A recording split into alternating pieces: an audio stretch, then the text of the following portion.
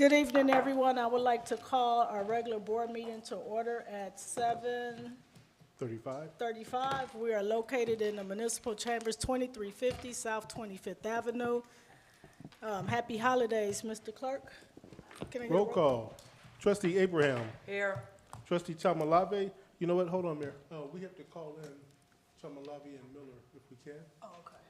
We're going to hold the roll call for one quick second.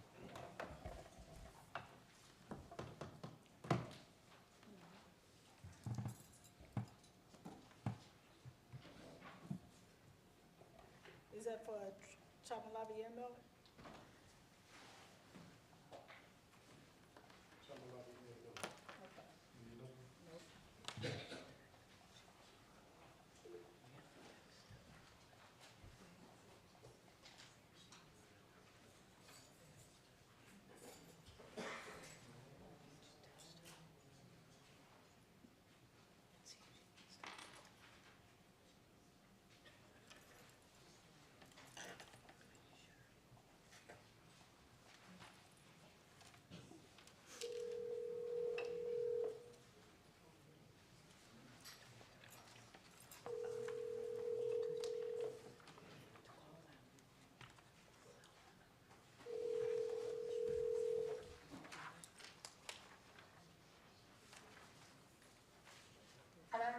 Hi, Trustee Chamalave?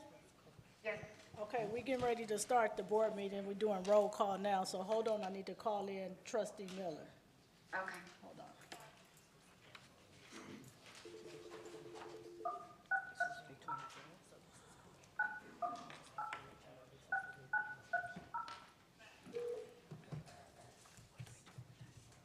Please leave your message for 6. Okay, Mr. Clerk. Okay, we'll continue with the roll call. I have Trustee Abraham present. Trustee Chamalave. Here. Trustee Senior. Here. Mayor Thompson. Here. Trustee Shelby. Here. Trustee Armour is absent. Trustee Miller is absent. Madam President, you have a quorum. Can we all please stand for the Pledge of Allegiance?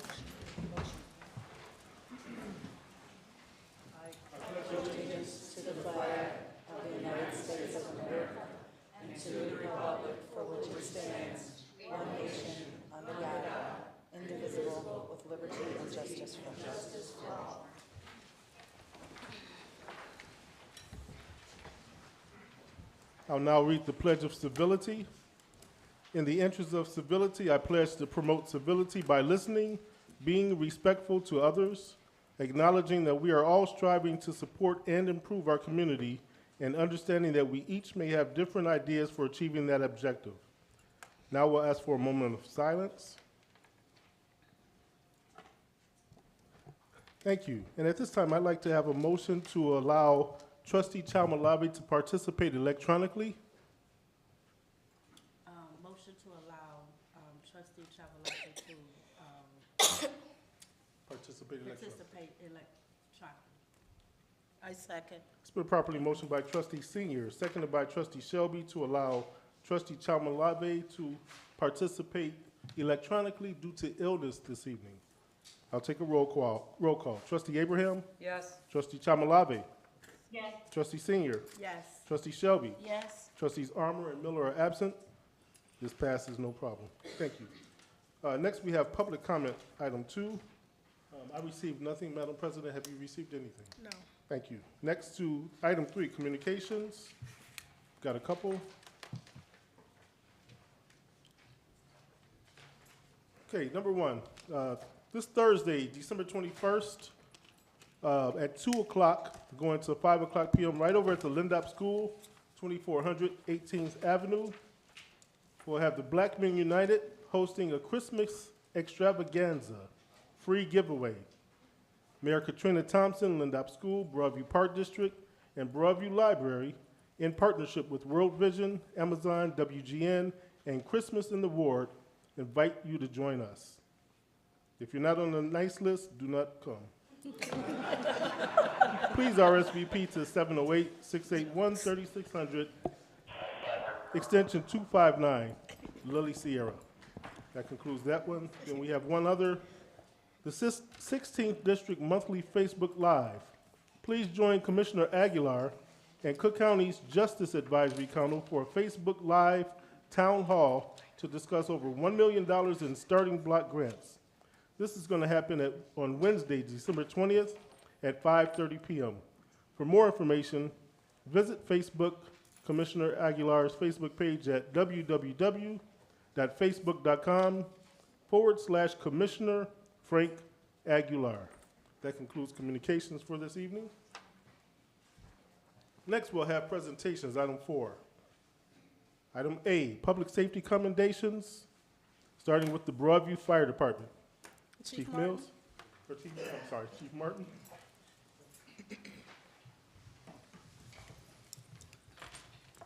Thank you. I'd like to ask Police Chief Mills to come up with me, please, and Director Reyes as well, if he's here.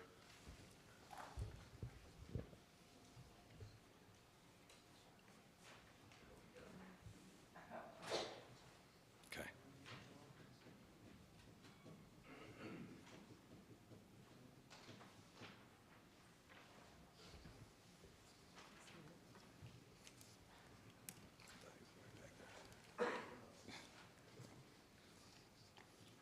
Okay. No, they went to get him. While we're waiting for him to come up. Good evening, all. Mayor Thompson, Broadview Village trustees, all in attendance, thank you for being here tonight. At this time, I'd like to call up members from the Broadview Fire Department, Broadview Police Department, and Ike 911 Dispatch.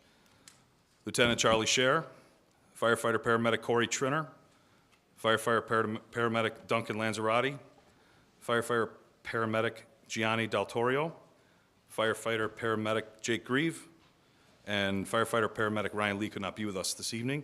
From the Broadview Police Department, Deputy Chief Pierre Smith, Police Officer Tony Matthew, Police Officer Eduardo Bustos, Police Officer Matthew Chapp, and Police Officer Zachary Brickta. And from Mike 911 Dispatch, TCO Charlotte Powell. If you could please come up.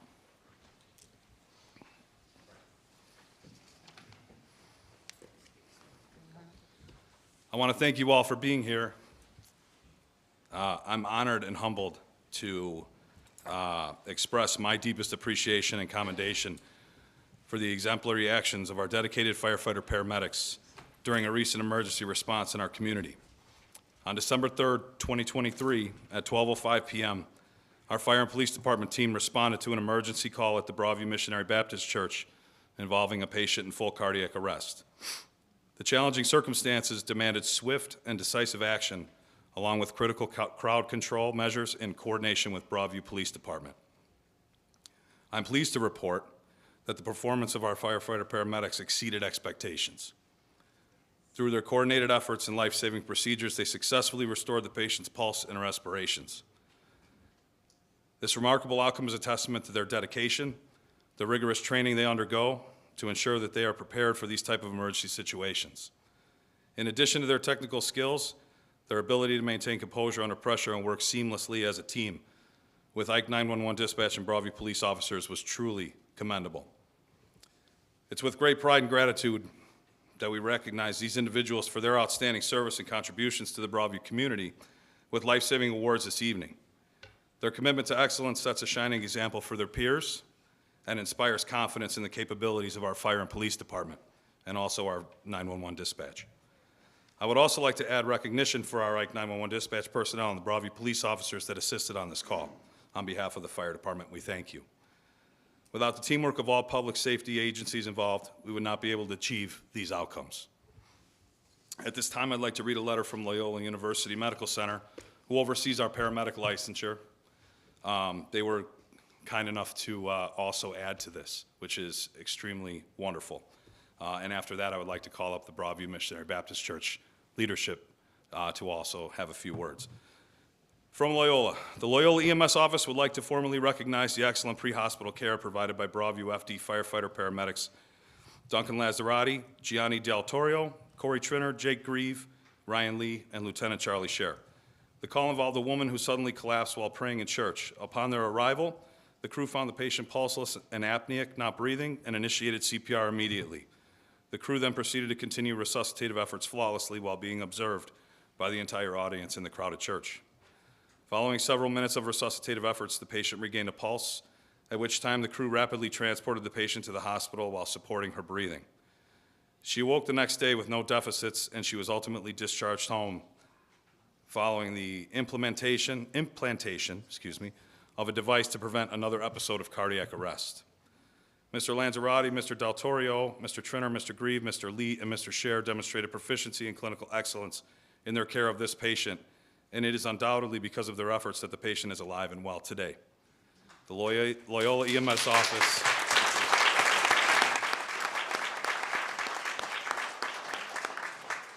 The Loyola EMS office recognizes these individuals for their delivery of exemplary care.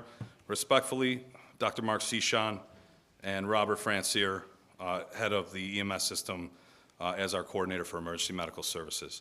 This is a tremendous honor, and I am thankful.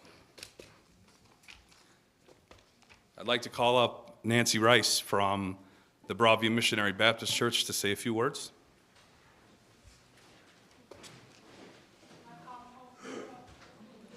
Sorry? Bring the whole crew, please.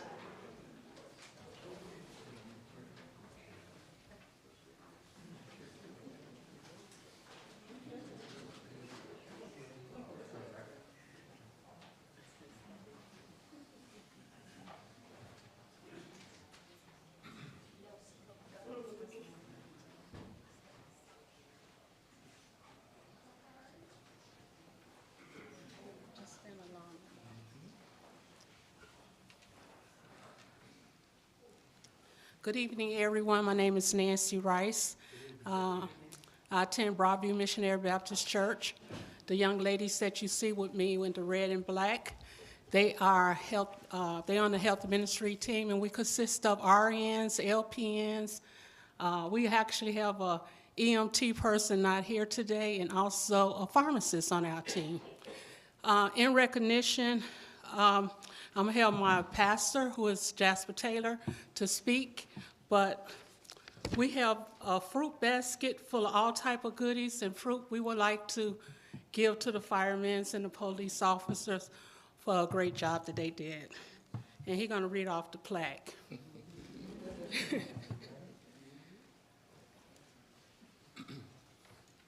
Well, good evening to each of you, certainly to Mayor Thompson, to all of the village officials, and to all who have gathered here this evening.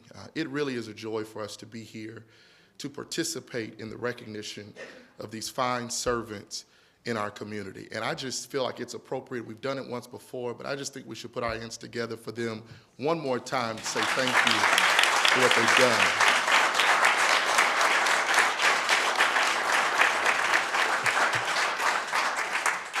I'll share my perspective from what took place. I was full-blown in the middle of my sermon when we saw a commotion taking place in the balcony. And while I was uncertain of what was happening, I could tell that what was happening was serious. Eventually, I saw some of these men walk through the doors of the balcony entrance. And when I found out the story of what took place, today we had to be a part of this honoring ceremony to say thank you.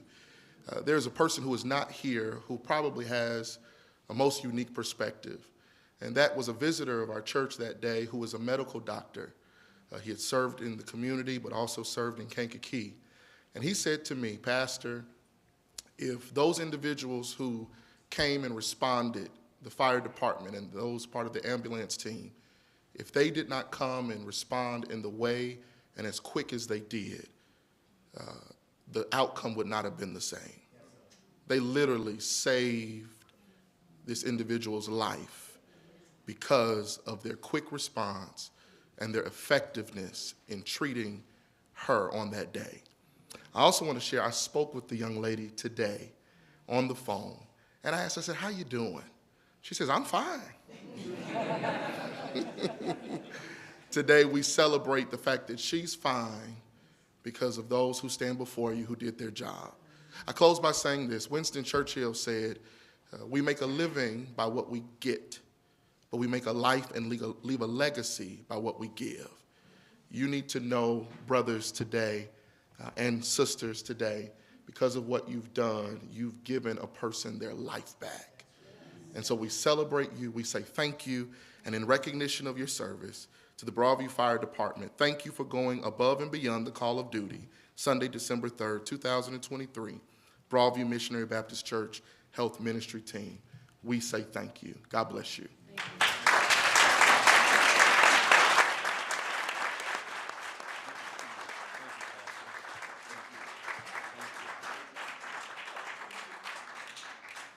Thank you so much.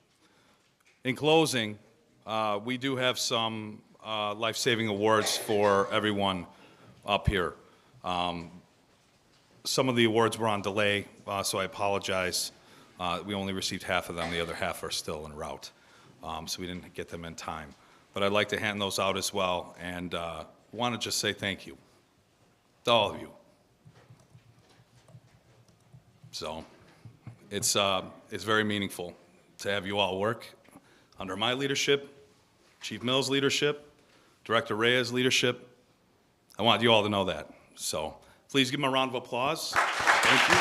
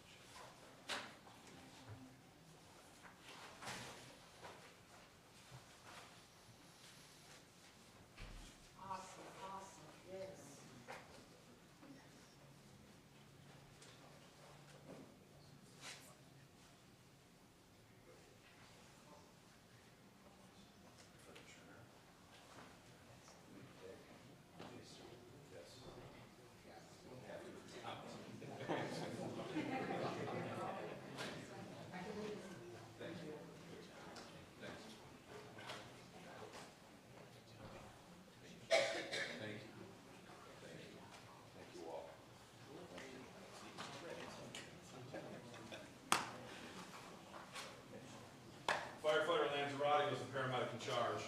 I know. Putting on the spotlight a little bit. He was the one, he was running it, along with Lieutenant Sheriff.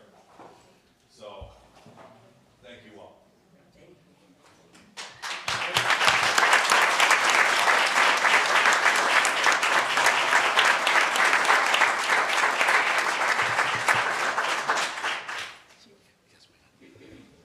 I would just like to close with, there's a lot of competition here in Broadview between police and fire, but that's behind the scenes. This team, they work so well together on everything, how they reach out to the community, responding to calls. I know the fire department, the police hang out in the firehouse and vice versa, but again, they're just tremendous. And our dispatchers in the Ike 911, Maywood and Broadview working together. You would never know. It's just one happy family. So again, thank you all. Thank you.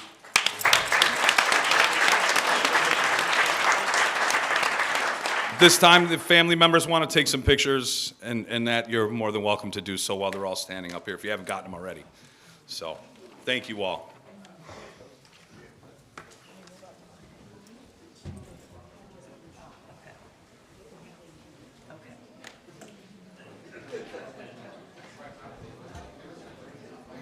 Pastor Jasper and the Broadview Baptist team, would you like to get in a group picture with everyone?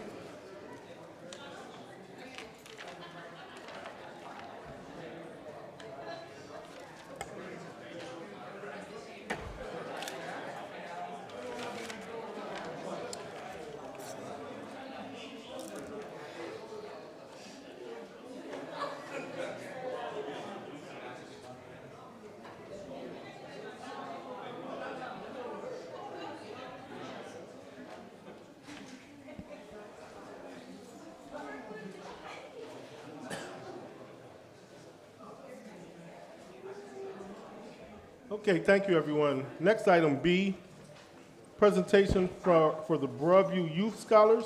Ms. Jones, would you care to take the podium?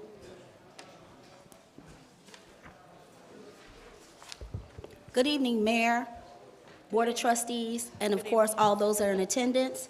We had the awesome opportunity of taking 4 of our Broadview Youth Scholars to the National League of Cities Youth Delegation Summit. And what we wanted to do was just to give them the opportunity in order to share what they learned and also to tell you about the experience. Would you all please come?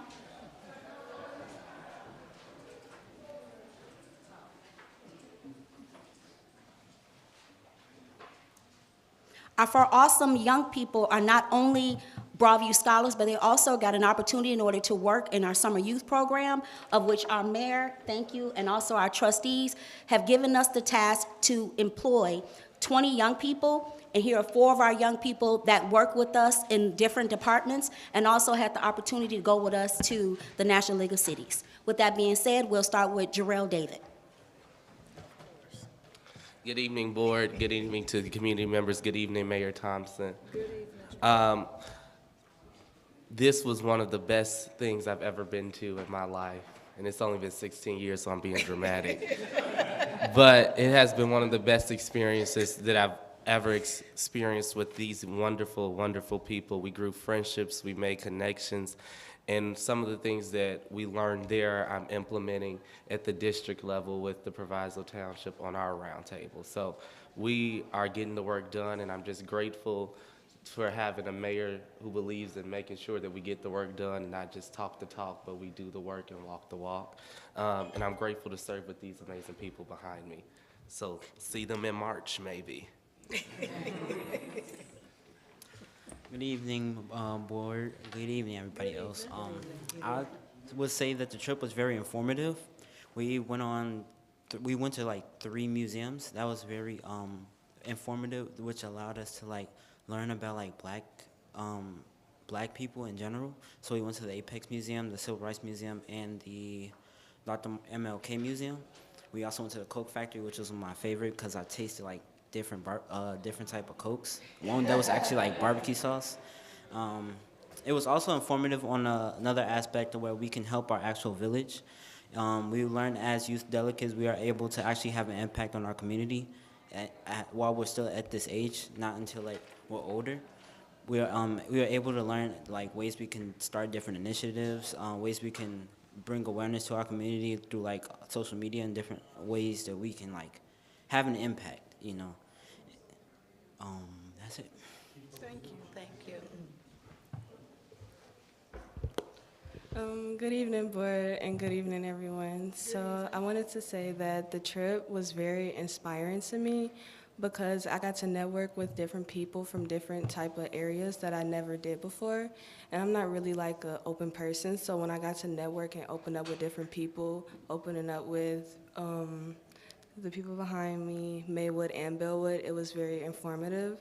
And then we also was able to visit Spelman and Clark College, and it was very like really, really fun because like we actually got to enjoy the college experience.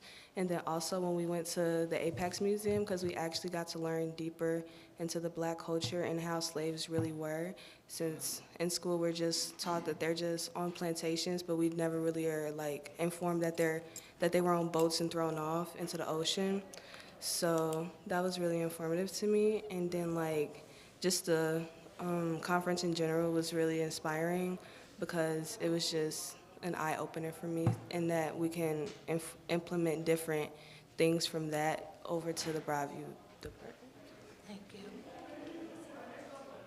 Good evening. I am Alyssa Edwards. I am a junior at Proviso Math and Science Academy. I was completely honored to be able to go on this trip. I quite enjoyed the workshops that we did during the actual conference itself because we were able to combat global issues such as gender inequality, vaping, violence, etc. So I was starting to learn that our youth not only has solutions for the future, but we are working towards those solutions for the present. Thank you.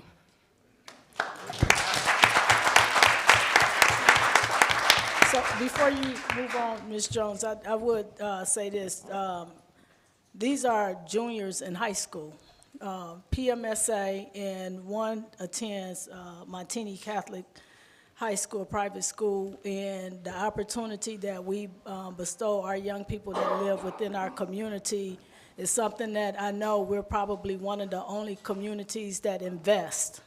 When I say invest, we employ the young people that live within our community. The board approved for us to give them a salary to work throughout the summertime.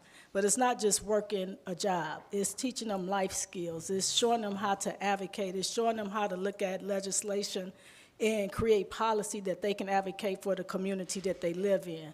This is the work that we do every day to empower them. Because if we don't empower our young people and expose them to the opportunity, we miss the opportunity. You heard Lanisa say, they talked about vaping.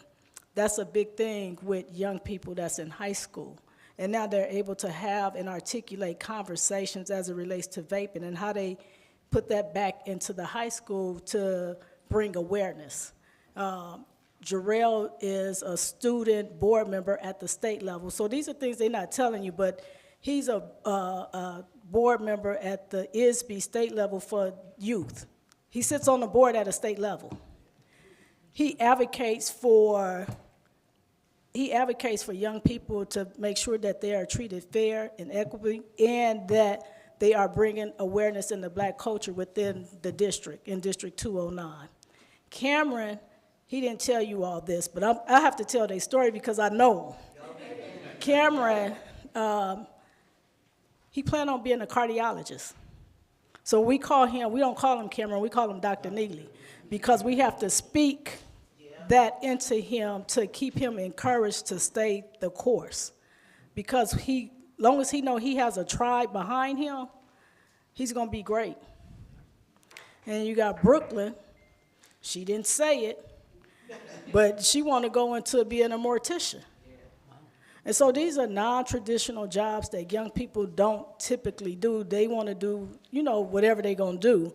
But when we talk about the aspirations and how we get them to the next level, that's the work that we do in the Village of Broadview, is getting them to the next level. And they don't just, we get some that work in the administration.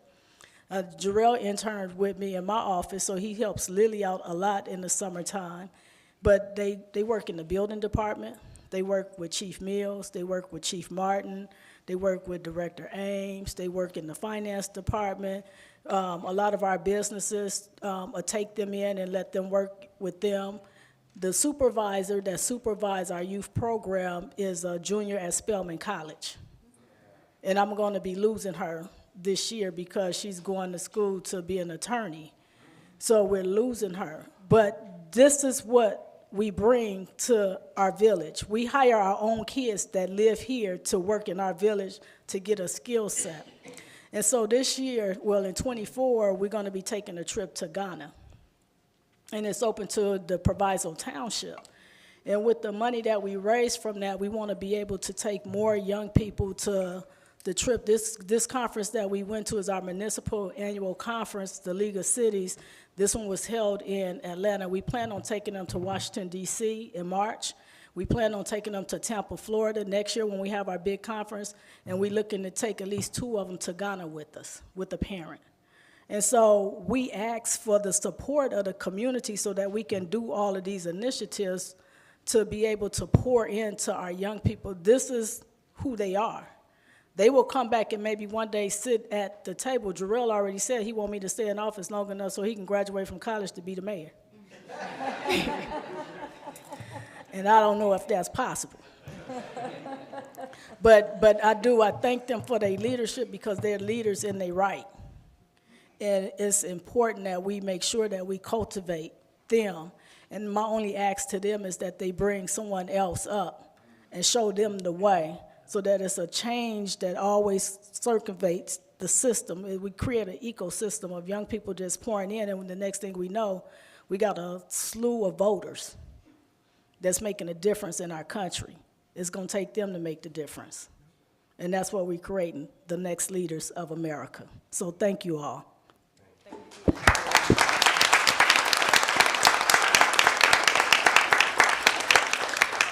And then we had a volunteer parent that she volunteered to take them because I can't be with them because I'm working, because I sit on a lot of boards at a national level.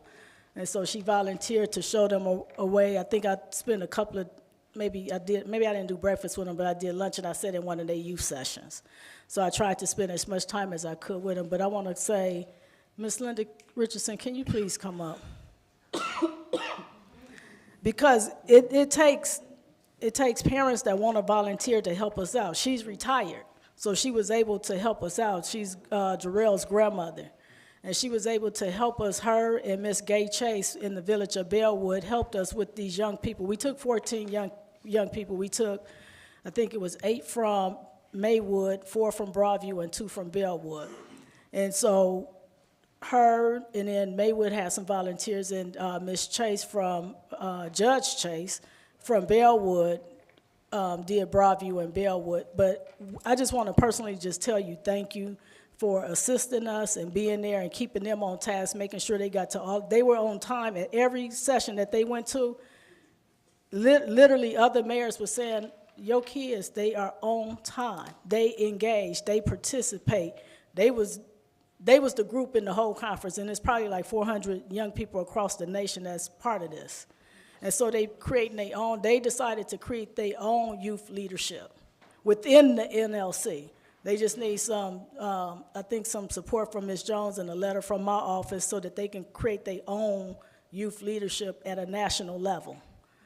They doing the work, I'm not doing it, but I'm here to support them 1,000%. But we got grandmas that's retired that's able to travel with us, and we may need more as more youth become online with us to be able to do this work with us. So it takes money and more money and more money. So we do our part to make sure, and we got blessed that Senator Lightford and Congressman Davis created funding so that we were able to take the 14 young people to Atlanta this summer. So, Linda, I want to just tell you thank you personally for me, because it helped me out. Because I had the vision to do this a long time ago, I just didn't know how I was going to pull it off.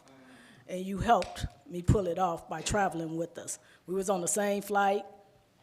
I didn't stay at the same hotel, but we were together. So I want to say thank you.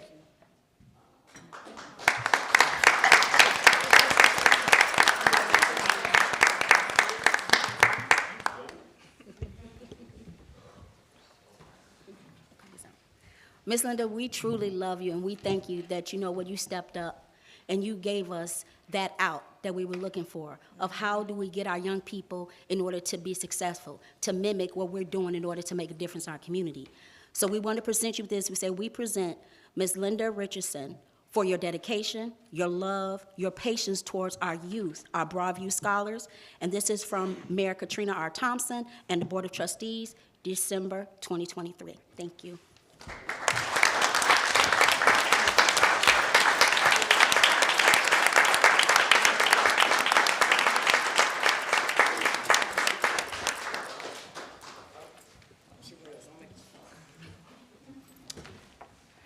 You know, first of all, I want to say thank you. I'm gonna be honest now, you know, I don't know nothing else.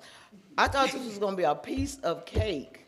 Girl, I learned a lot too. I really did. I did. I learned a whole lot. And then just trying to keep up with, our kids was just spot on. You know what I'm saying? So I don't think everybody take this job seriously. You know, like you said too, these are someone else's kids. We have to, you know, step up to the plate. So I'm honestly, I was trying to keep up with all those children. You know what I'm saying? But anyway, the colleges were wonderful. I learned a lot. The museums was awesome, and thank you for giving me this opportunity. Baby,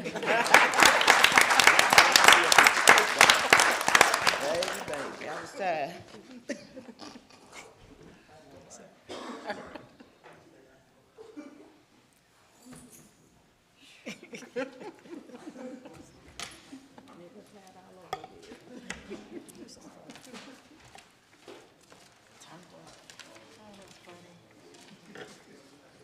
Okay, thank you for that. Next, Mayor Thompson, you have the floor. I think we have one other presentation. Yes, thank you, Mr. Clerk. So we have Broadview Lofts. And so you all know the property that's located on 13th and 14th and Roosevelt Road. So we got an opportunity to develop the land. And I invited the group, Pivotal, is it Pivotal? Pivotal to come to ask for your consideration, Board of Trustees, on the project. It's a project that's going to allow, I believe, 42, 43 units with some with a mixed use. So it's apartments on the top, commercial on the bottom. So I don't know if it's Freddie or who's speaking to come to the podium to explain your project and what the intent is on how you develop the land.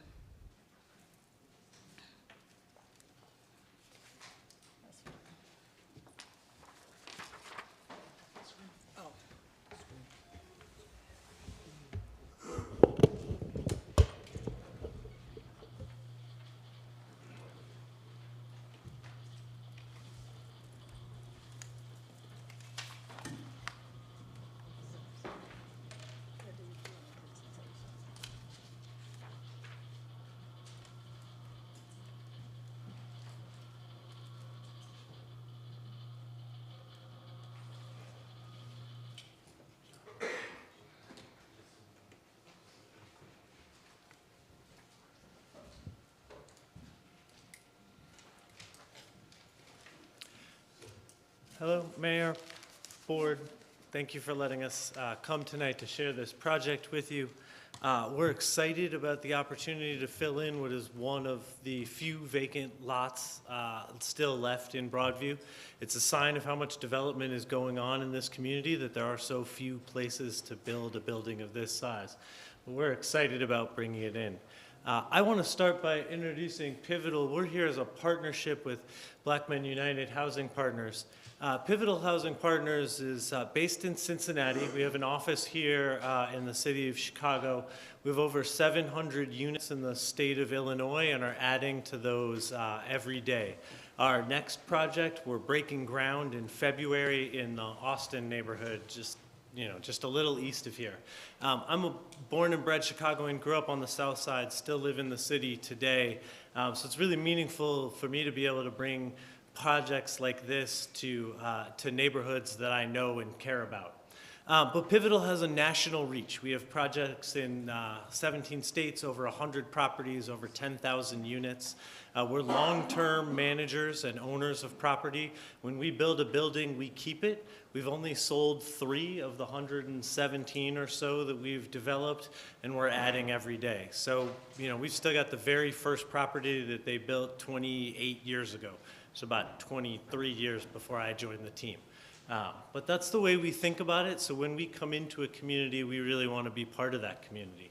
But you're not just getting Pivotal's reach and experience, you're also getting the experience of Black Men United and their work on the ground in the community, understanding the needs. And so with that, I'll turn it over to Pastor Harrell to give you a little bit of a background on what they're doing. Yeah, thank you so much. It's real simple. Black Men United is a not-for-profit that specializes in workforce development, violence reduction, and food insecurity. But not only that, we have a housing development, $61 million in the city of Chicago that we broke ground on and we began to build. It's a commercial corridor with 4 commercial buildings where our headquarters will be right there where it used to be called Operation Silver Shovel, City of Chicago, Carson, and Roosevelt. But then also we're doing a mixed-use housing project over in the North Lawndale community. That's an additional $31 million. And so what we did was just began to maximize our capacity and stay in our lane and bring professionals to the table that have integrity, that make sure that they're transparent, but most importantly, they understand the importance of community involvement. And so that's why we went out and got what we like to call the dream team. We went and got Pivotal as our partner, along with a guy by the name of Larry Huggins from Right Way Construction, who was one of the first premier African Americans to develop in the city of Chicago in the downtown area. And so with that being said, I'm going to turn it back over. So now that you've heard a little bit about us, I just want to talk a little bit about the project. I did want to set the stage, and believe me, I don't know Broadview better than you, but there were a couple things that stood out at me in the data. One of those was less than 3% of housing in Broadview is what's considered high density, 20 or more units. Only a third of the housing in the community is renter occupied, and less than 1% of the units in Broadview were built after 2000. And so what we're proposing is a project that'll address some of that. We'll create a diversity of housing for the diversity of the residents that live in Broadview. It is going to be rental housing. It is going to be high density. And we think that's important because in order for the Village of Broadview to grow, you need to find a way to have more residents in a place that's in a landlocked place with limited vacant land for development. And so what we came up with to respond to this was we tried to fit as many units as we possibly could on the site. As you can see there, we tended towards the larger, the 3-bedroom and 2-bedroom units because we wanted to meet the demand for both families and individuals to have an opportunity to live there. We thought about parking, and that was a big constraint in terms of how many units we could have there because we wanted to make sure that adequate parking was provided. Roosevelt Road there isn't a parking opportunity, and so we didn't want to clog the side streets where people are already utilizing the street parking. And as the mayor said, we're looking at commercial on the first floor alongside our offices, a community room, activity room, and a fitness center. So all of that will give that sort of commercial feel on the first floor, consistent with what you see with a lot of other buildings. And we're really looking forward to trying to find a commercial tenant that brings value to the groups around them. So we haven't necessarily landed on the use there, but we want to find something that complements the medical district that's developing along there. I always like to show pretty pictures. I don't have a lot to say along with these, although I will say we are early stages of development. This was an opportunity to present the concept and try and get some feedback as we refine that. So this is the rendering of the building we're trying to, or we've proposed so far. Lots of changes still to be made, but I also found a pretty picture. This is a similar building in our portfolio. We have not broke ground on it. But it's 4 stories, it has commercial on the same street, and it's on a major street, MacArthur Boulevard in Peoria, Illinois. So far away, but I thought it gave a good sense of what we're trying to achieve here. And so I'll just talk real quickly about the timeline. Right now we're in a phase where we refine the concept, make sure that it fits in with the city's plans and the city's zoning regulations, and we start to secure financing commitments from the banks, the equity investors, and hopefully some of the larger political jurisdictions that'll play a role. As we move into the spring, we'll look for formal site plan approval, finalize the units and work out those last pieces of design, as well as finalize the rezoning. Then we put our big application in to all of those funding partners, and Once we get that done in August, we expect to start architectural design, finalize all those documentation, figure out all the partners that are going to bring this to fruition. And it won't be until February of 2025 that we expect to have a building permit and break ground. It'll take about a year to 14 months. So as you can see, it's a long timeline, but it's an important project, and at least in my mind, it's important to make sure we get everything right. The thing about building and owning a building for a long time the way we do is that you really have to get it right at the first stage. It's hard to go in and fix that cornerstone if you don't get it right at the first stage. So we want to take our time. We want to make sure that we get it right. And I'm going to turn it over to Larry Huggins just to bring us in for a landing.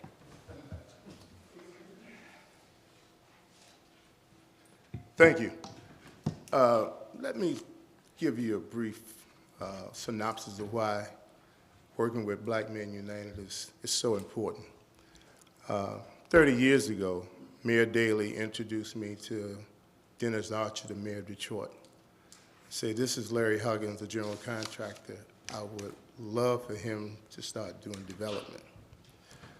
Today, not only am I a developer, a general contractor, I am also a philanthropist. I have two non-for-profits. One is called the Chicago Football Classic. And over those 30 years, we have sent over 1,000 kids to historical Black colleges, and we have invested over $1 million in those individuals.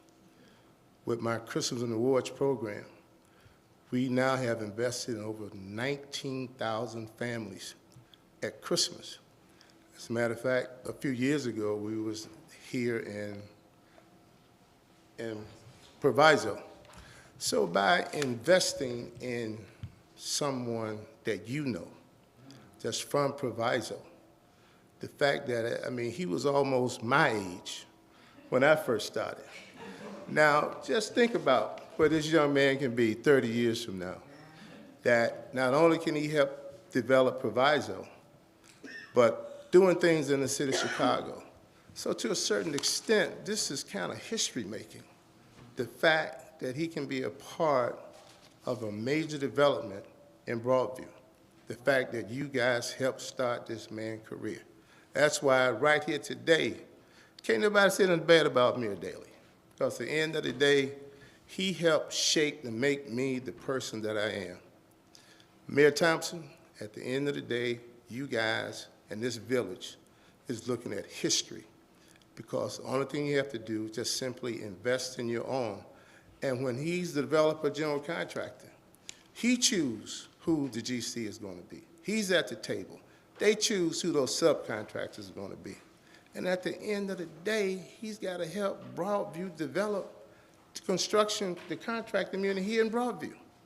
I mean, this is what is at stake here, history. And at the end of the day, all of you guys should be a part of that. You know, what more can I say? At the end of the day, it is just simply the right thing to do. And I want to thank you, Pibble, for truly understanding the importance of investing in this young man and that young man right there with Black Men United. And by doing so, I think you guys are going to help these guys go a long way. That's all I got to say.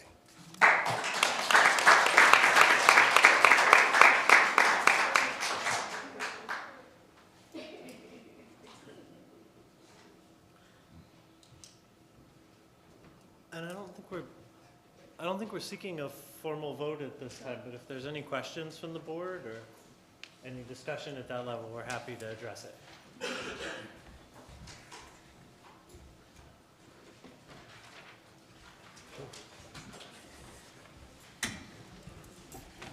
I don't have any questions, but I will say that we've already created history, Mr. Huggins, in the Village of Broadview. And so it does bring me a great honor that we can support a long-time resident like Pastor Harrell to be able to elevate him. But again, we've already created a lot of history within the Village of Broadview under my leadership. So, but I do appreciate the comments in elevating him on this in this project.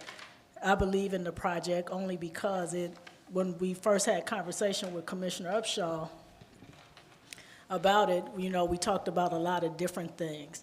And the vision that I have with Broadview is, even though we need to create more housing, We also need to create more opportunities for commercial because that's in our major commercial corridor. And so commercial was a big part of whoever came to us with an opportunity. So this is an opportunity that we can look at and, you know, continue the conversation as we move forward with this type of conversation. I'm real big on making sure that we have community input in every decision that we make, especially when it comes to major development. And sometimes people look at me as because I am the mayor and I can, you know, just say, yeah, we're going to do it and get the support of the board and have conversations with them. But I like it to be like we're a family in Broadview. And when we are family, we come together and we sit at the table and we make solid decisions together. So it's just not one person at the table, but I lead a team. And the team that I lead is with, you know, being transparent, having integrity, and being honest with the community on what this would really look like for us. So it's a team concept. I have to get my police department engaged because we're talking about public safety. I have to get the fire department engaged because our ordinance clearly says we can only go 3 stories high, and how we, you know, get those zoning variables and, you know, looping in legal to make sure that we're in compliance with all zoning considerations that we need, and, you know, having Commissioner Upshaw at the forefront of all of those conversations because he's our economic development director, and then most certainly our public works department director Ames as it relates to water infrastructure and utilities, because this is a project that, you know, is when you look at the alleys, we got utility poles. Do we do underground? It's just conversation that we have to do, and a lot of times the residents don't really understand what new development brings to us, but all the other things. And then the other thing is the funding, because that's the big part of development, especially housing, is the funding and the opportunity that presents itself. So this concept was brought to me that it would be housing for veterans, which I'm all for that because we have to create more housing for our veteran population and having access for our seniors to have it. So from my perspective, good housing development is making an ecosystem where if we have a senior that want to move into an affordable housing to leave their single resident, we open up a single family home for someone that's living in transitional homes that can now move into a home a single family home where they can raise their family. And now you got the senior staying within the community, you got the resident or the ones that was living in a multifamily unit. Now you got them moving into a single family home. And so we create an ecosystem where we have long-standing residents within our community. And a lot of our community is Broadview is an Asian community, but like the Greaves, they've been here how long, like 50 years? 57 years. That's the stability we want in Broadview, to have 57 years of residency within it. And, you know, and you're looking at a full circle. Their grandson is a firefighter that got recognized tonight. That's the legacy that we talk about when we talk about a legacy with Pastor Harrell and his family. They've been here since, 40-something years?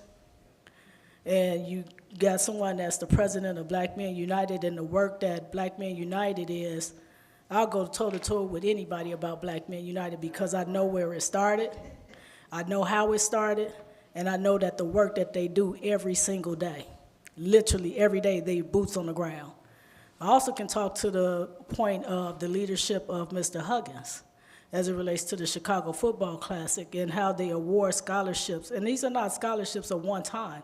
These are scholarships that follow the youth for the entire time that they're in college. So they get a full 4-year scholarship from freshmen all the way to their seniors.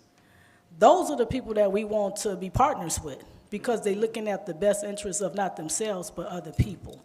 And when you talk about Christmas and awards, I don't know if you all ever experienced it, but I personally had an experience with Christmas and awards before it came Christmas and Proviso. And when I say that was the biggest blessing that I ever seen an organization do for people that's less fortunate, and we're in the season of giving, to give back and to see families, kids, because they wasn't getting anything. That's what Christmas and Awards does. Then they bring it to Christmas and Proviso. We've had it for 3 years now. And Mr. Huggins took it a step further. He went from Christmas, so when it came to Proviso, they were celebrating 25 years in Christmas and Awards. Then he brought it to Proviso, and then he took it to the Southland. And so now we have Christmas all over the county. So that's not a selfish act. That's an act of love and kindness to elevate people, to give them hope. When you look at this, this gives us hope that we can create legacy within Broadview and create more history. So, Trustee Abraham, is there anything you would like to add? No, it's a great presentation. I think it'll do very well here, and I think it'll definitely be an asset to our community. Thank you. Trustee Senior? I agree with Trustee. I'm excited about it. Something that I think we, should have been long coming. So, and it's a great location. Trustee Chalmalabi? I'm excited about the project. My background is in subsidized housing, low-income housing, and so it's good to see that coming our way. Trustee Shelby? Yes, I live in the area right there on 14th, so that lot has been vacant for years. And I'm just looking forward to something, that's going to serve the community. That's, for veterans, and you say for low-income housing, is that going to be? Mixed. Okay. I'm looking forward to it. Thank you for your presentation. So when we talk about mixed income, that gives us an opportunity to not just, because some people misunderstand affordable housing and low income and subsidy, right? And it is very complicated when we're talking about in the housing industry, the terminology that's used. But when we talk about mixed income, it's affordable for those that meet a certain income bracket, but it's not overpricing where people can't afford to rent out the unit. And so that's the easiest way for me to really explain the difference when we talk about the 3 different types of verbiage that you might hear as it relates to housing. So I think the next step for us is to connect with Commissioner Upshaw, and then you all will do a more formal presentation at a committee meeting, a committee town hall, just to bring the concept back to the village. But this is the first step to get the input from the trustees, and and so we can start talking about it and having conversation. So thank you for your presentation. All right, Mr. Clerk. Thank you, Mayor. Okay, next we'll have item 4, consideration to approve the following minutes. Minutes from the December 4th, 2023 regular board meeting. Motion to approve. I second. It's been properly motioned by Trustee Senior, seconded by Trustee Abraham. Madam President, open for discussion. Thank you. Trustee Chalmalabi, you have any questions about the December 4th minutes? No, I do not. Trustee Abraham? None. Trustee Senior? No questions. Trustee Shelby? No questions. Mr. Clerk? Did you want to report from the committee chairman? Oh, no, you don't need this. What am I thinking about? Roll call. Trustee Abraham. Yes. Trustee Chalmalabi. Yes. Thank you. Trustee Senior? Yes. Trustee Shelby? Yes. Trustees Armour and Miller are absent. Madam President, this carries 4-0. Thank you. Next, we'll have item 5, consideration to approve expenditures. Grand total of all funds, $2,082,406.14 for the period ending 12/13/2023.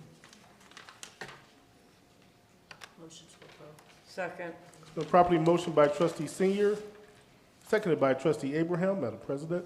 Thank you. Trustee Shelby, the finance chairperson, will you please read the warrant list? Okay. The warrant list, the vendors are A-Lamp Concrete Contractors Incorporated, $16,550. Active Internet Technologies, $5,443. And Admin Consulting Specialist LLC, $4,500. L. Warren Oil Company Incorporated, $20,959.46. L. Warren Oral Company Incorporated. Did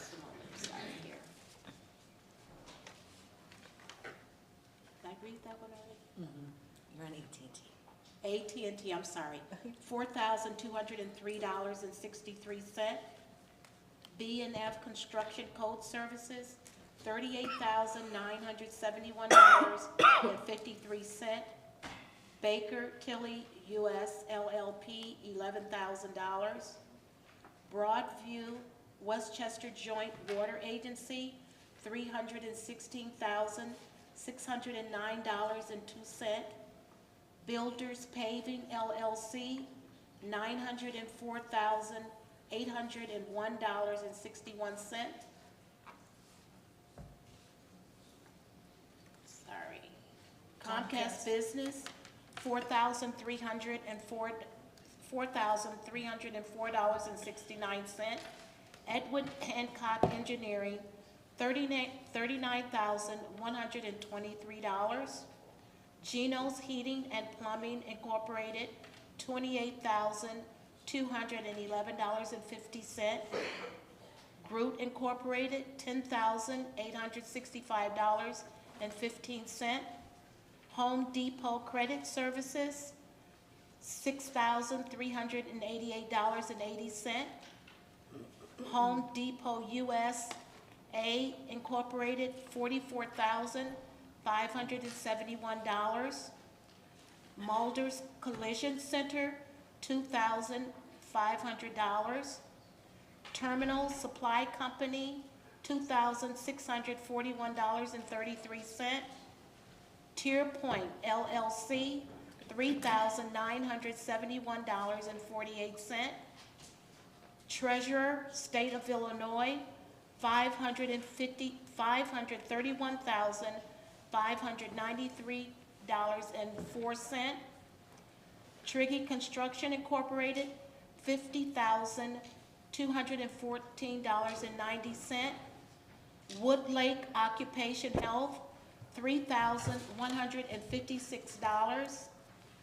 The total expenditures over $2,500 came to $2,050,579.14, which is 98% of our total expenditures in the amount of $2,082,406.59.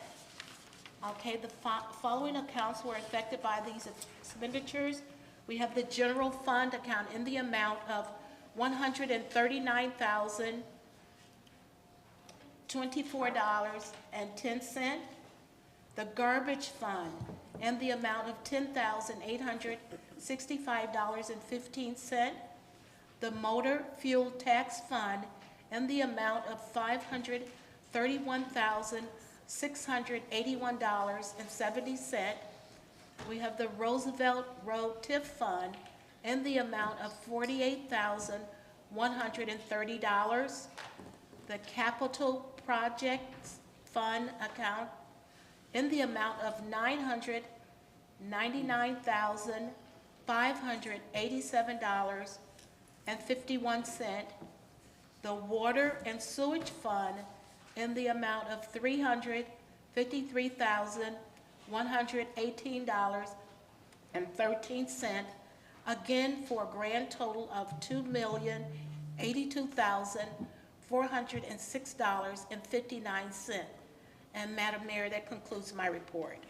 Thank you. Trustee Chalmalabi, you have any questions about the warrant list?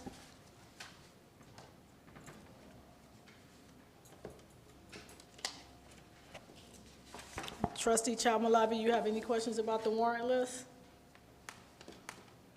No, sorry, I was on mute. Thank you. Trustee Abraham? No questions? Trustee Senior? No questions. Trustee Shelby? No questions. Mr. Clerk? Roll call. Trustee Abraham. Yes. Trustee Chalmalabi. Trustee Senior. Yes. Trustee Shelby. Yes. Trustees Armour and Miller are absent. Madam President, this carries 4-0. Thank you all. Next, we'll have item 7, village officer reports, which are given at each second meeting of the month. Starting with the Building Department, Commissioner David Upshaw.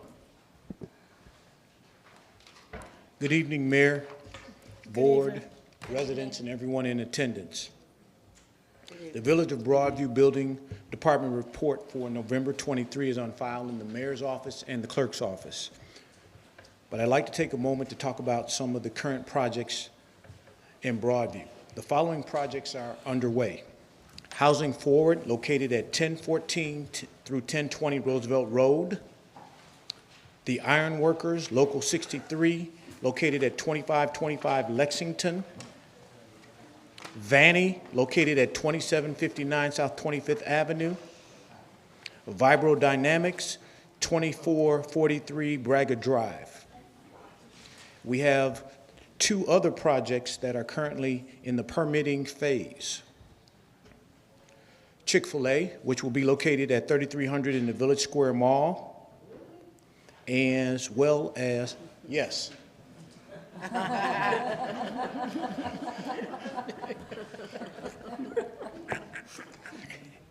As well as Clear Channel, which is, they're doing a large sign by the expressway. The location is approximately 2700 Roosevelt, I should say, near Roosevelt Road. The location is 2700 Roosevelt Road, which is the bridge going over into Westchester. At this time, Mayor, I'll entertain any questions that you or the board may have. Trustee Chalmalabi, you have any questions for Commissioner Upshaw?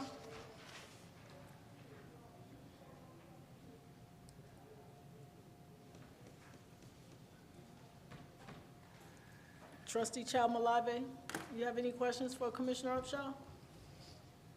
No, I do not. Thank you. Trustee Abraham? No. Trustee Senior?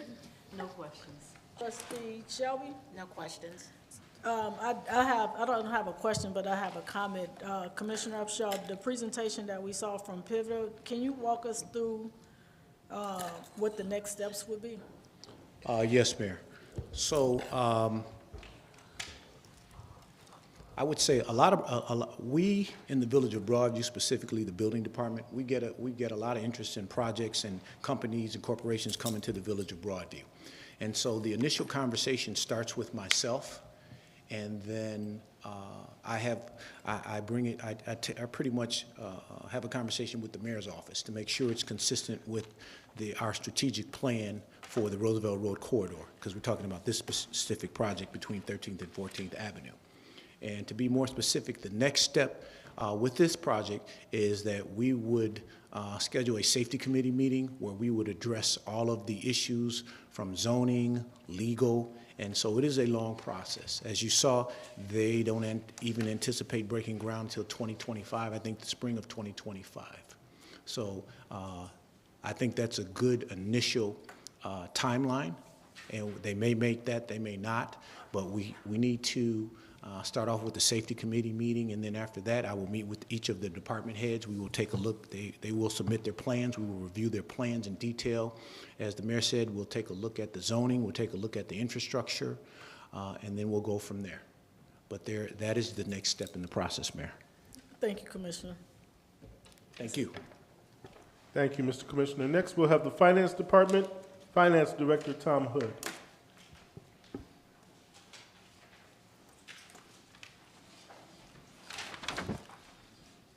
Good evening, Madam Mayor, trustees, and Good evening. everyone in attendance. The November finance report is on file with the mayor's office and the clerk's office. There was a couple things I wanted to touch upon. I don't know if you had a chance to look at it, but we finally have reached that point in the general fund where the tax money is coming in. So for all these months I've been telling you, don't worry, it's got a negative balance. We finally have a positive balance because we're getting our revenue in. And as the end of November, we were $1,173,529 to the good. Now, that sounds great, but remember, we still have December and 4 more months to go. And in particular, I know January has a bill that's almost $800,000.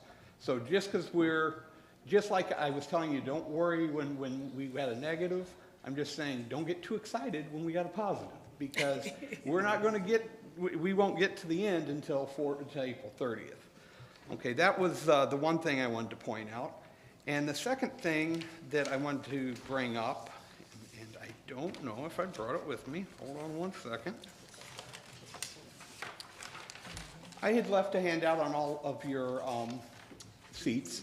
And this is what appeared at the back of our treasurer's report. And this is our fund balance conditions at year-end fiscal '23. So we're going back to 4/30/2023. And I just wanted to be able to explain to you so that you could explain to those who might ask you about it if they see this on the website or wherever.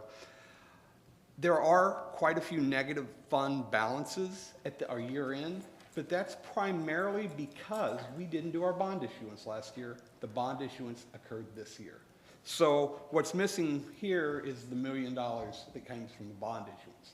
But when we're doing reporting, we report as of that date. If we'd have done this 10 days later, it would be totally different. So the quick answer is the bond was delayed, the money came in later. Any questions? Trustee Chalmalabi, you have any questions for Director Hood? Not at this time. Trustee Abraham? None.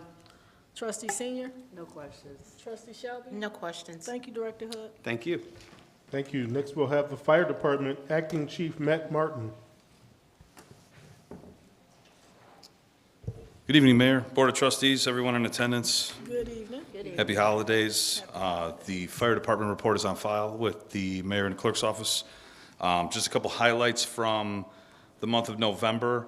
We did see a 14% increase in our call volume, pretty standard for this time of year. As we see weather change, we start to get some increases in medical calls, things of that nature. As we all saw earlier, some good outcomes with some of those as well, and sometimes not. But our team continues to do a wonderful job in the field. Training hours are still pretty consistent, which is great. Continual training daily. Just want to touch on a couple highlights of my report with some questions we've had in the past few months from trustees. And I just want to explain and give some just a brief few seconds to explain what some of those meant. I've got some questions regarding what service calls are, what good intent calls are, and I just want to go over that. On the second page of my report from the pie chart, behind that are lists of the national standard coding that we use for our reports. So service calls, really what that means is sometimes we assist the police with police matters. Sometimes we do invalid assists where we help people if they fall and they call us. They're not in need of medical attention necessarily, they're just in need of help getting up. Sometimes people can't necessarily do that on their own, or they fall in places that they have a hard time getting out of and they need fire department assistance. So that's one of them. Many of these, though, are the good intent calls and false alarm and false calls, which are dispatched and canceled en route, elevator rescues. Sometimes elevators go out while people are in them. They hit that button that's in there. It calls us. We have to go out and we have to get the elevator open and get them out. Sometimes smoke scares, things of that nature. And then many of the other ones are just malicious calls or activated fire alarms that are unintentional. So I just want to briefly explain that to the board because I've gotten that question a couple times over the past few months, and I just want to give a good explanation of what those mean. Aside from that, I don't have much else. Holidays are coming up. With that said, just as we had last month in November, everyone's going to have family gathering. There's going to be cooking. Just remember to practice good fire safety. Make sure to check our Facebook page, our social media pages. We'll be putting some stuff out about cooking safety as the holidays get a little bit closer in the next week. Just as a reminder to follow us on social media. Sorry, I lost my train of thought there for a second. That's all I have. If you have any questions for me, I'll entertain them at this time. Thank you. Trustee Chalmalabi, you have any questions for Chief Martin? I do not. Thank you. Trustee Abraham? No. Trustee Senior? No questions. Trustee Shelby? No questions. Thank you, Chief. Thank you. I appreciate it. Thank you. Next, we'll have the Police Department Chief Thomas Mills. Good evening, Mayor, trustees, residents, everyone in attendance, our village administrator and her guests. Our November 2023 monthly report is on file with the clerk's office and the mayor's office. We are seeing a decrease in calls for service, both for the Broadview as well as our joint Broadview and Maywood, about 11% decrease. As Chief Martin said, we're in the holiday season, so we are participating in a lot of community events. That's just phenomenal. We have our Christmas security plan in place at the mall area where we have extra cars out there. I'm very happy to say that we have a decrease in thefts for the month of November and so far up through December 15th, so that's a good sign. Other than that, we're just chugging along. Questions? Thank you. Trustee Chamalava, you have any questions for Chief Mills? No, I do not. Thank you. Trustee Abraham? I do have a compliment for your department. I do want to thank you for coming out right away the other night, because now I have a new puppy, so I'm kind of walking the dog late at night, and there happened to be a vehicle for the last 2 nights was parked just randomly on our block. So I came back, told my husband, he called right away, you guys showed up, and you know, so I appreciate your team doing that when we call, you guys come. So I just wanted to let the residents know if it looks suspicious, right, Chief? Yes, Call, please. they'll come, and I was a little bit nervous, you know, at nighttime that late to have some car just randomly sitting on the block, so thank you Trustee. to your I team. will share that with the members. Thank you. Trustee Senior? No questions. Thank you. Trustee Shelby? No questions. Thank you for your report. Thank you, Chief Mills. Thank you, Chief. Next, we'll have the Public Works Department, Director Matt Ames.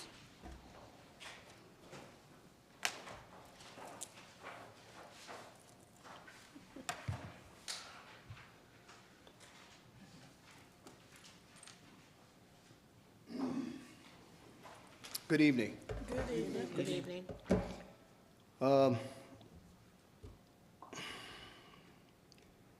Highlights from the report that is on file with the clerks in the mayor's office.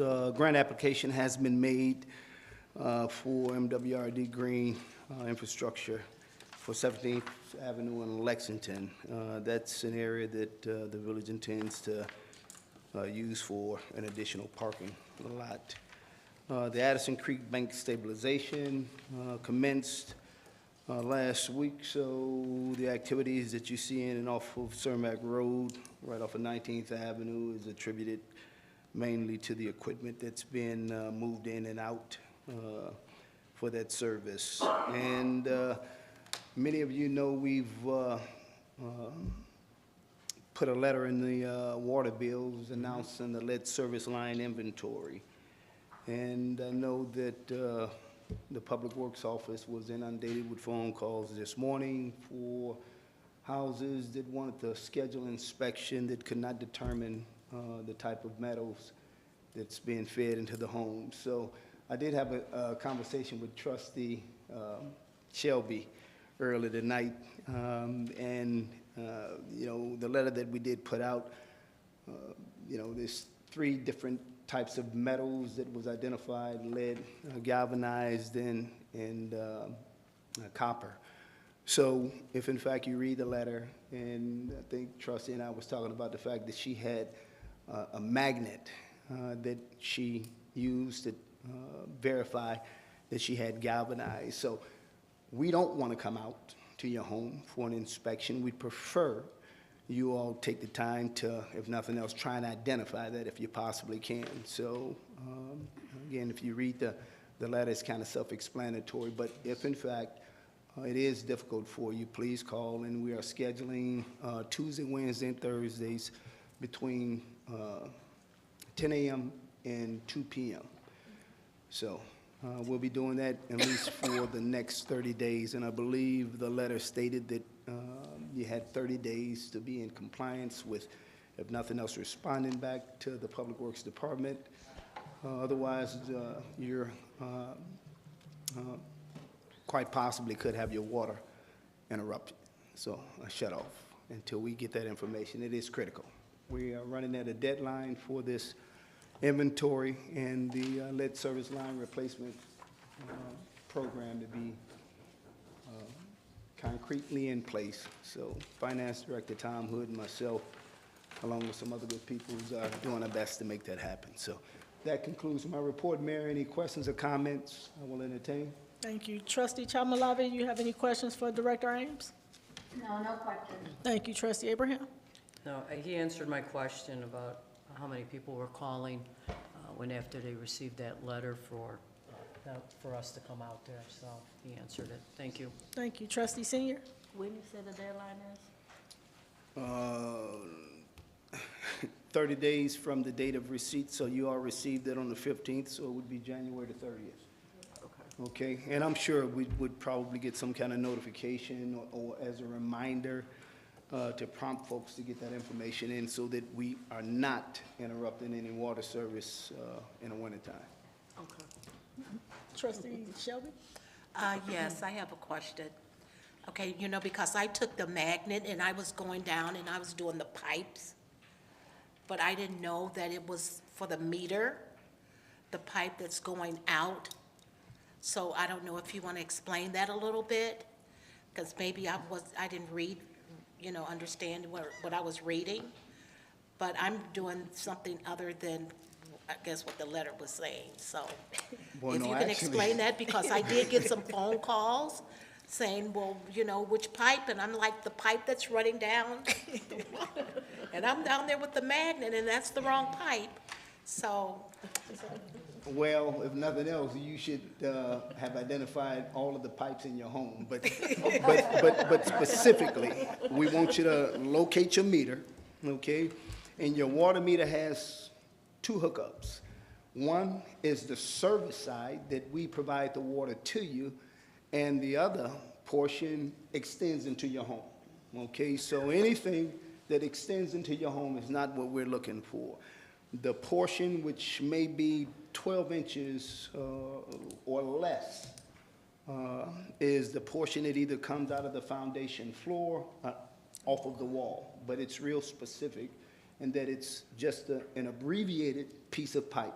It's not extensive, like to your point, if you were to trace it up your walls or back towards your bathroom or anything like that. So find the meter and locate, test, or identify the shortest pipe that you have to the meter. Okay, so you really don't need anyone to come out. You could do it yourself. And you did share with me that if it sticks, it's galvanized, if the magnet sticks. And if it doesn't stick, it's lead. Now, if it's lead, is there a problem that we should really be concerned about, like right away, or? Well, the priority obviously is with facilities such as daycares and schools. And I believe that the county has allotted funds just anticipating that those facilities would have to be upgraded. As it relates to lead into the homes, for the most part, unless you have small children, okay, which most certainly is always a threat in the developmental stages. Lead could leach into your water, but not at a level to where it becomes a health hazard for a grown adult. Okay, and most of us, Mr. Greaves, you can attest, I know I've got lead service lines in my home. The lead service line is what the EPA is concerned about, what we provide to you. Okay, they want to eliminate all of the potential for lead poisoning in the distribution of that. What happens inside of your homes is something that, again, it's at your discretion. So to be totally lead-free, once the lead service line on the outside is replaced, which for the most part absolves the jurisdiction of liabilities. I mean, we know this has been coming for a long time from Flint, Michigan, and I've watched it progress over the years, but, and I might be off topic a little bit here, trustees. That's okay. But for the most part, the concern is to remove the lead service lines, what we provide water through. What happens inside of the facilities, for the most part, is up to the owners. And, we call it isolation and containment. So right now, what we want to do is contain all of any lead threats to outside of our distribution system, outside of where we treat the water, we pump it, and we supply it. So, does that kind of answer some of what it was? Okay, that you- well, and I'm just asking these questions because people are asking me. Okay. And I don't want to be like, well, I don't know, because they say, well, trustee, you should know these things. Yeah, so, you know. If you ask. But, yeah, so is there a charge, is there going to be a cost to replace this for the residents? Right now, as a matter of fact, that's something that we're working out as it relates to the lead service line replacement program. Okay. So right now, the way we've identified our 50-50 cost sharing is the village portion, most certainly after it's triggered by the private side, Okay. either repair or replacement. So once we figure out the inventory and we can put together a plan of action that would be acceptable to the EPA and most certainly the funding capacity for the Village of Broadview, that will be the determining factor whether or not the village will absorb 100% of the cost Okay. of that program, or if in fact there would be some contributions expected from the customer side. Okay. Thank you, Director Ames. I really appreciate it. You're welcome, trustee. That's it. Thank you, Director. Mayor, if nothing else, I'd like to take leave. It's been an early morning for me. I started at 3. that's fine. Okay, so, and we've got an early morning in the morning. So, thank you all tonight. Good night. Stay warm. Thank you. Thank you. Next, we'll have the Administrative Department, Village Administrator Letisa Jones. Good morning, Mayor. Good morning. Good morning. Good evening, Mayor. Good evening, Mayor. It's okay. Trustees and residents and fellow department heads. Whew, yeah. My report is also on file with the mayor's office and also the clerk's office. Just a couple of highlights. If anybody is looking for job opportunities, we have everything posted on our website. So the records clerk position, we're looking for a part-time records clerk. That position closed on Friday the 15th. But any postings that we have, we do put it on our website, which is www.broadview-il.gov. You always welcome in order to check it out. In our Public Works Department, we had hired 5 seasonal workers. They're working really well as far as getting us prepared for our winter month season. In our Building Department, we did hire a part-time code enforcement officer in order to assist with the compliances of our village. So that's on the way. We did do some training when it came to the building code officers, just to get them trained under the building licenses and also our codes, also with our LOSIS, our software system. And then lastly, through the telecommunicators, we did try mediation, but now we've moved to arbitration. So that date is pending. Mayor, that concludes my report at this time. Thank you, Trustee Chapman. Trustee Abraham, she must have got disconnected. No questions. Trustee Senior, No questions. Trustee Shelby. No questions. Thank you, Administrator. Thank you, Mayor. I got a call, I don't know if she got disconnected. Let me see. I'll wait for you, Mayor. Okay.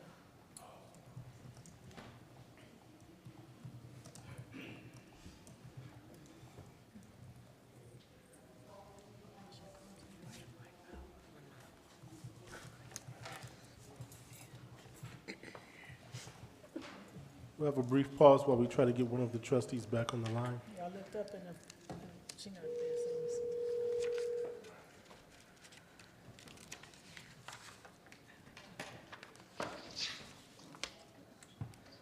see. Trustee Chalmalabi, I think we lost you. Yeah, sorry about that. Okay, Mr. Clerk. Okay, thank you, Mayor. We're back in order. Item 8, old business, we have none. Item 9, new business. A resolution establishing the 2024 annual meeting schedule for the Village of Broadview, County of Cook, State of Illinois. Motion to approve. Second. It's been properly motioned by Trustee Chamalave, seconded by Trustee Senior. Madam President.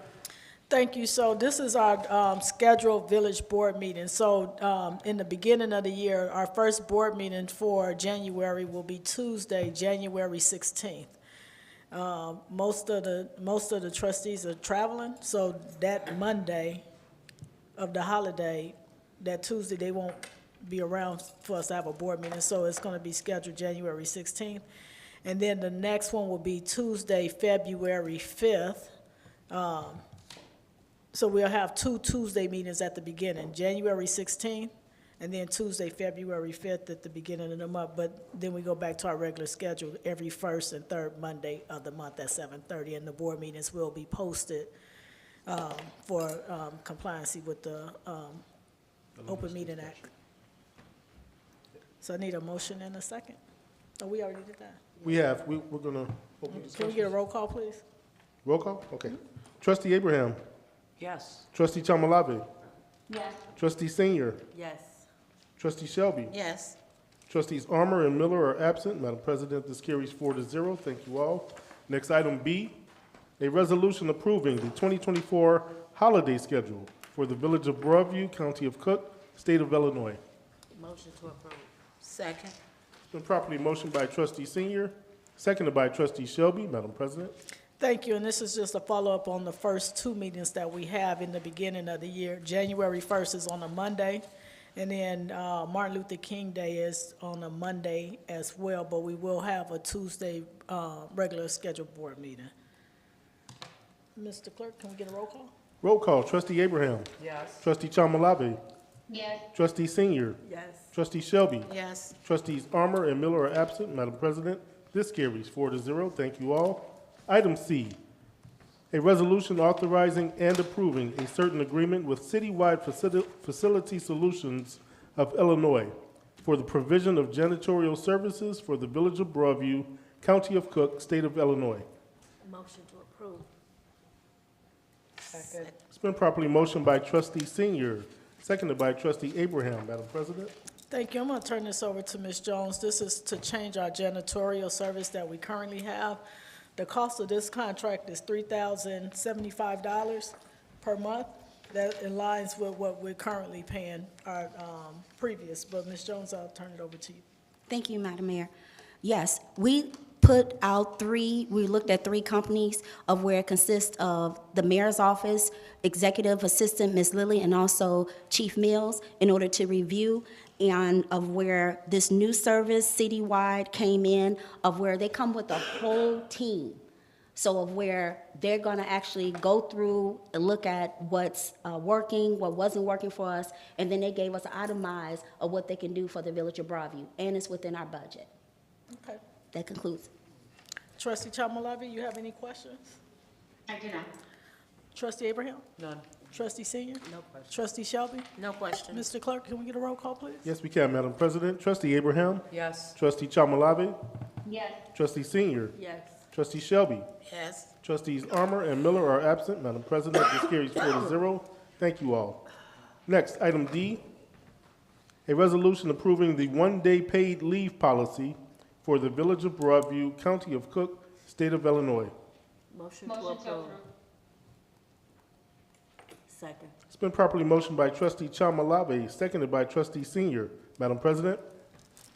Thank you. So this is a policy that we had to create due to some changes that's taking place with the state of Illinois as it relates to sick leave pay. And we already have a policy, but this is a one-day paid leave. So I'm gonna turn it over to Attorney Jerusik to go into more depth of what this policy is created, and then it'll follow up with the Illinois paid sick leave for all workers in the Village of Broadview. Yes, thank you very much, Mayor.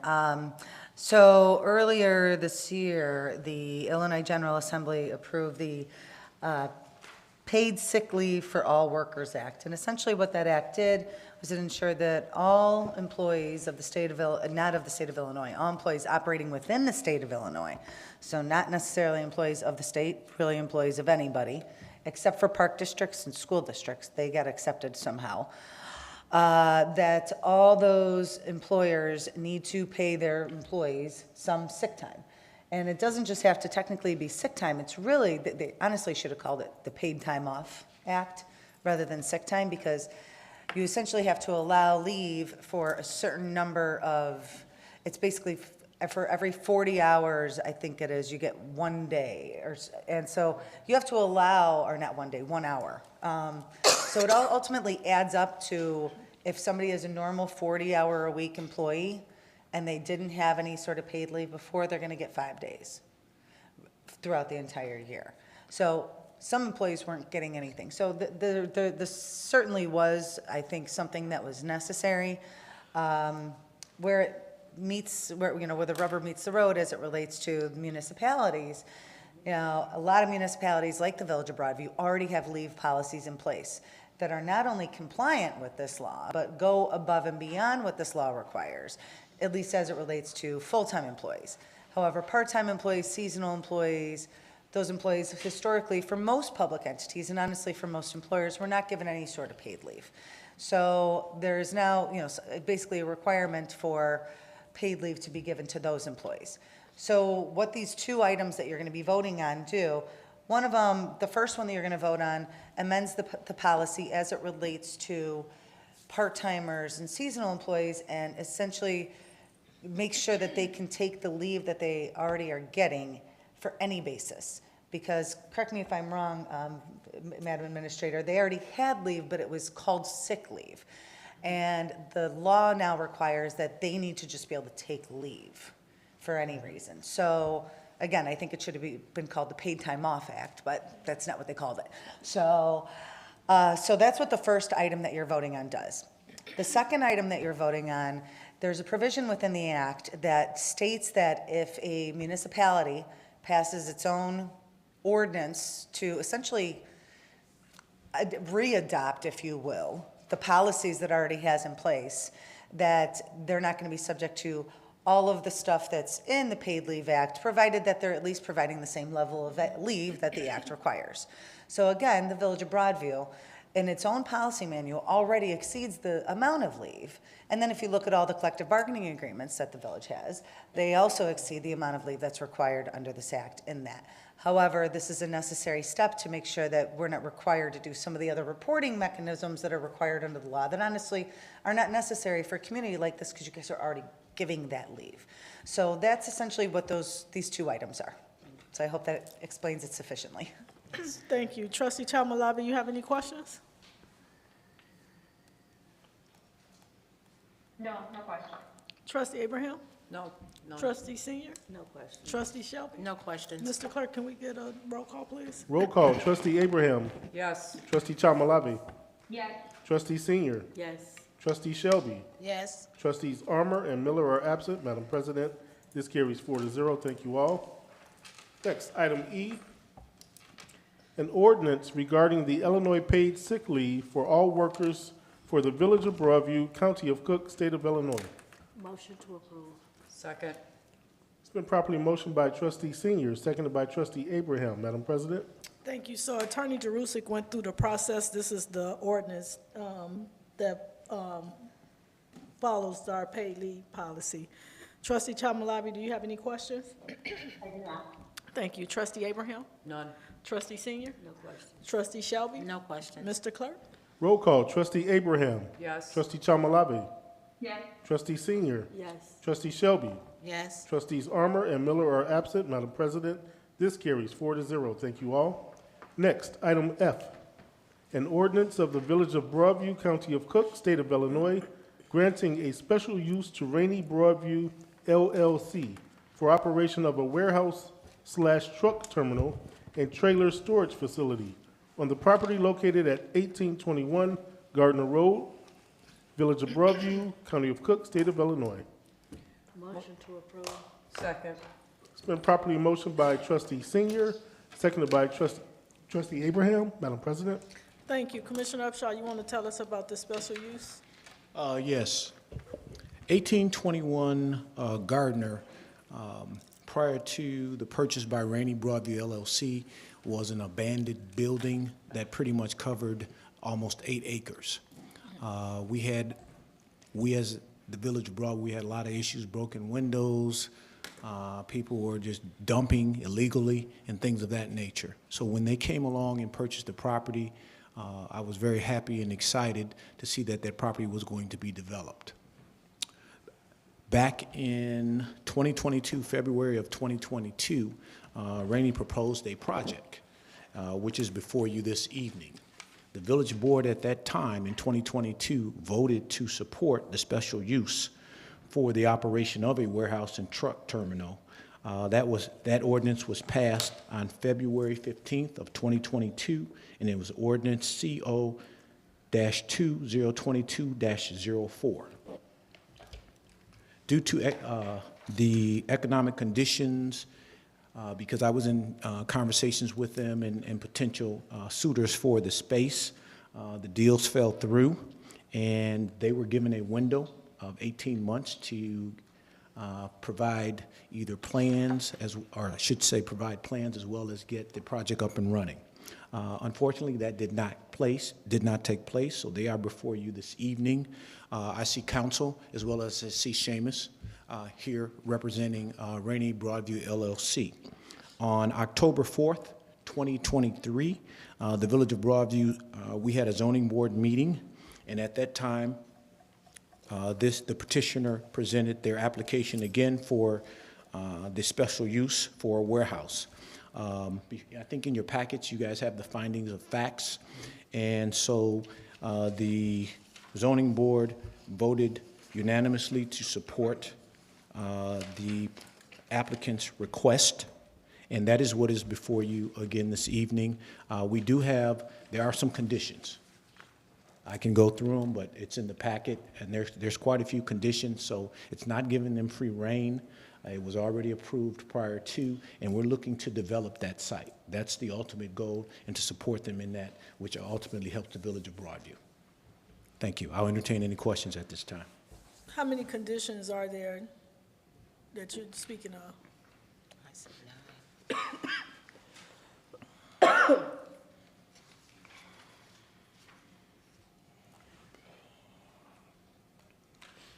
9. Can you tell us the 9 conditions? Sure. I mean, if it's a paragraph, but you should be able to just give us highlight of Yeah. what they are, just for transparency. For those who are not familiar with 1821 Gardner Road separates Broadview and Westchester. Westchester is on the west side of Gardner Road, and Broadview is on the east. It is our industrial corridor. On the west side, which is the village of Westchester, that's residential. So taking our neighbors into consideration, we requested that the applicant build a 14-foot wall surrounding the property, which we were part of the selection process of that wall, that no permit trucks would be on the property idling. We addressed the exhaust fumes, taking into consideration the environment. So, Commissioner Upshaw, that's the main one that I wanted you to address, so thank you. Thank you. I got lucky. Okay. Trustee Chalmalabi, you have any questions for Commissioner Upshaw? No question. Thank you. Trustee Abraham? No, I went by the property and seen what they're doing, so it's all good. Thank you. Trustee Senior? No question. Trustee Shelby? No questions. I read the conditions, so thank you. But I wanted to be transparent for a matter of record on how we look at being good neighbors and in good faith doing the work, and I needed that to be articulated verbally, so thank you, Commissioner. You're welcome, Mayor. Mr. Clerk, can we get a roll call, please? Roll call. Trustee Abraham. Yes. Trustee Chalmalabi. Yes. Trustee Senior. Yes. Trustee Shelby. Yes. Trustees Armour and Miller are absent. Madam President, this carries 4-0. Thank you all. Thank you, Mayor. Thank you, Board. Next, item G, an ordinance for the levy of taxes for fiscal year 2023 for the Village of Broadview, County of Cook, State of Illinois. Motion to approve. Second. Been properly motioned by Trustee Senior, seconded by Trustee Abraham. Madam President? I don't know if Director Hood is going to talk about the levy.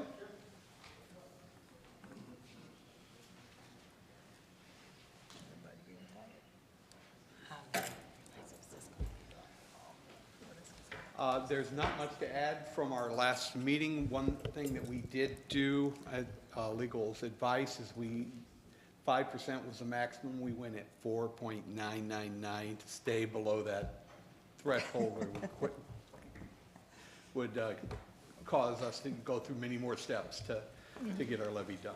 But that's the only change from the last time we talked. Okay. Trustee Chalmalabi, you have any questions for Director Hood? No, no questions. Thank you. Trustee Abraham? None. Trustee Senior? No questions. Trustee Shelby? No questions. Mr. Clerk, can we get a roll call, please? Yes, we can, Madam President. Trustee Abraham? Yes. Trustee Chalmalabi? Yes. Trustee Senior? Yes. Trustee Shelby? Yes. Trustees Armour and Miller are absent. Madam President, this carries 4-0. Thank you all. Next, item 10, application for the authority to expend funds. We have none. Bringing us to item 11, village clerk's report. Okay, so last meeting, I told you how I was in the Christmas spirit, and that certainly hasn't let up any. This past Saturday, I was very proud and honored to represent the Village of Broadview at Christmas in Proviso over at Proviso West. The Village of Broadview was able to touch the hearts of 12 families by providing Christmas presents for the kids and some of our less fortunate. And to me, it's all about love, family, and giving. And you should have seen some of the faces and gazes at our setup over in Broadview. We had towns from just about everywhere in Proviso, Maywood, Bellwood, Westchester, Merrill's Park, and I saw mayors from other towns coming over looking at the creativity of Broadview Strong. Lily did her thing. The soldiers that she created out of 3 different size boxes with each of the kids' names, printed on the hat was such an awesome sight to see. And it just gave you a sense of strength and proudness. And the families that came up to that red carpet to be greeted by myself and the mayor as we presented their presents, it was a real Christmas spirit feeling. One of the little girls, as I handed her a stuffed animal, her eyes lit up and she gave me the strongest little hug. And I was almost in tears at that point. So yes, I am still in the Christmas spirit, and I hope everyone else is too. So with that being said, happy holidays. So wish everyone a very safe and Merry Christmas, and any other holiday that you may celebrate around this time, and a Happy New Year. That concludes my report, Mayor. Next, item 12, Village President's Report. Mayor Katrina Thompson. Thank you. So I think we'll be here for another hour or so because this is our last board meeting for 2023. But I do want to say happy holidays, Merry Christmas to everyone in Broadview. It's been a year full of surprises, but good things are happening for us. We are fiscal responsible. Our public safety teams are doing exactly what we anticipate them to do with fire and police. We are growing and expanding in businesses in the building department. Our public works department is doing a really good job as it relates to lead service lines and making sure that we put in the budget for capital projects. Our administration team, under the leadership of Ms. Jones, how we look at the summer youth interns and how we create a space for young people to feel safe. Literally, these young people come up to the village after school, even if they ask, can they help volunteer? So they volunteer, and because this is a safe place for them. So a lot of great things are happening. When we talk about housing, you heard an outfit, wanting to do more housing in the Village of Broadview, and that's what makes us solid when we have housing and when we have a healthy workforce that can put people into jobs. And so we're creating that space for us and keeping our taxes low as possible. But I have to be real transparent and upfront with you all that as we go into 2024, we're going to face some real hard conversations. And one of those hard conversations is water rates increase. We had a water rate increase 5 years ago, and so now it's time for us to revisit that. So we're going to be hosting some committee meetings or community meetings as it relates to our water infrastructure, water affordability, and what that looks like for the Village of Broadview. Earlier part of this year, we had Elevate, who's a nonprofit that did a water affordability study for the Village of Broadview, and they looked at all of our water users, residential, industrial, and commercial. And there were some things that stuck out a lot to me that I was really surprised of the outcome, that our large water users are using more water than our residents. And so we have to address that. You know, water is not free, and we can't afford to continue to give discounts on our water to our large water users. So we're gonna have a real conversation on what that look like and what that look like moving forward in the Village of Broadview. We do have a capital plan that we're gonna be rolling out, probably, I wanna say maybe in March. We're working with Cook County, Build Up Cook County is the program, and doing some things at the firehouse and making them whole, doing some things at the Public Works building, making them whole, and renovating the gun range. So we got about $2.5 million from the state of Illinois to do a lot of building improvements on our buildings. So we're looking at fire, gun range, and Public Works. And so as we go through this process, we'll be real transparent with the community on what that look like, how we spend our dollars, and how we maximize it. But the other thing that we have to address is retaining our talent in the Village of Broadview. And that's a hard conversation for not just Broadview, for municipalities throughout the state of Illinois. Matter of fact, throughout America. All of the mayors are having the same conversations on how we retain talent. And because we don't sell a service, we provide a service, and we want to keep taxes low, are the residents really, would you want us to go up on your taxes so that we can pay people to provide a good service? And that's a real conversation that we have to have, and a dialogue that we have to have with people. Because, you know, some people think that we shouldn't pay for certain things, like giving back to our community to make our community feel embraced during hardships. We should do that. I would want somebody to do that for me if I had a hardship, if they could afford to do it. And so we have to look at what that looked like on a larger scale as we move the village forward. But it's been a really good year for us. I've had some really, I'm actually really still tired. I've been to Dubai, and I got back on Wednesday. And I'm grateful, I'm blessed, and I had an opportunity to meet with global leaders as it relates to climate change.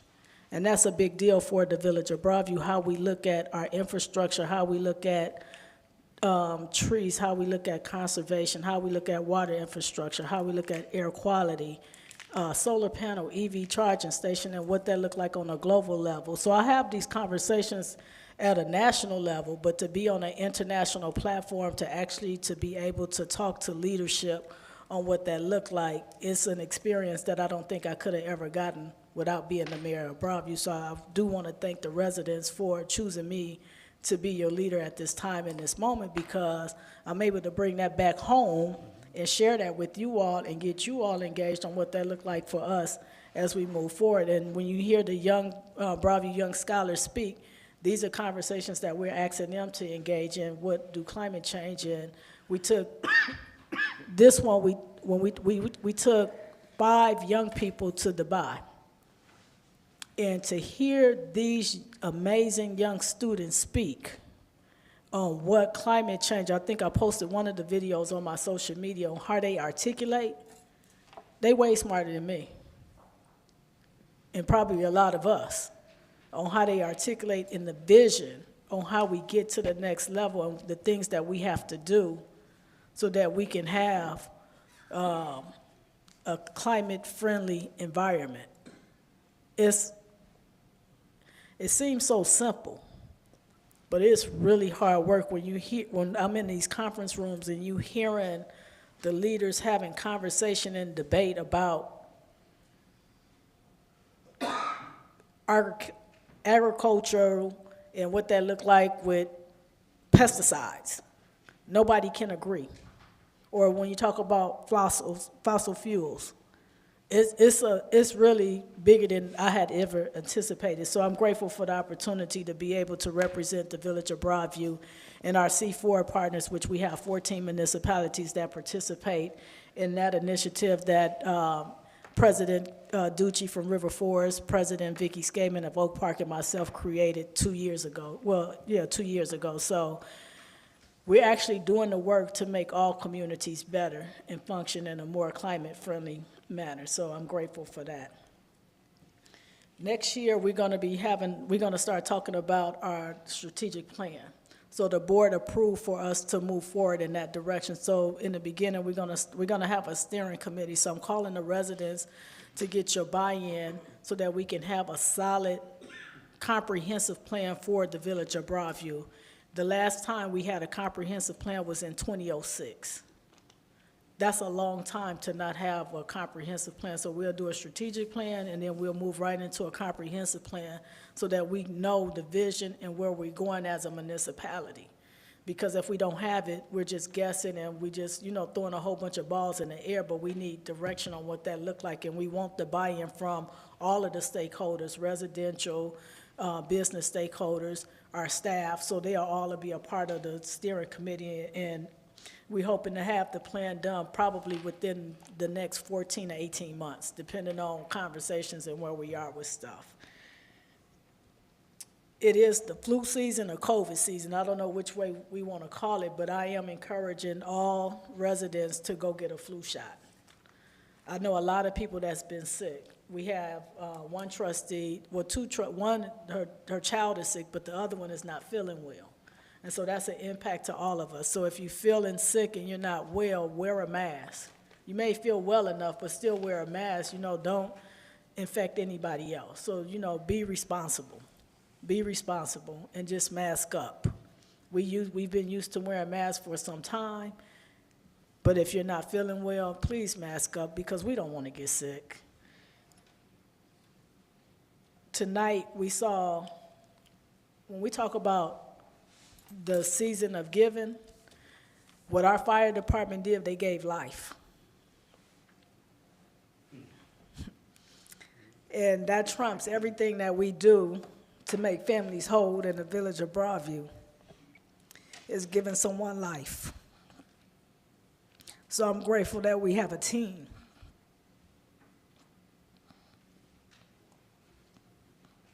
That didn't think twice, and they didn't hesitate. But I know without doubt that it was God that was giving them everything that they needed to save a life. And I get emotional because we come to work every day for Broadview. We show up. Even in the hard, we show up. In the hard. And a lot of times you all don't know how hard it gets. In the fire department, the police department, and administration. It's hard. There's a lot of hard decisions that have to be made.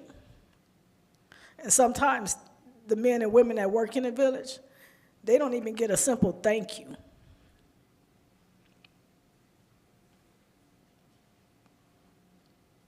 But I tell them thank you all the time. I do, because I live here, and I get to see it every day that they show up for work for us. So I'm grateful.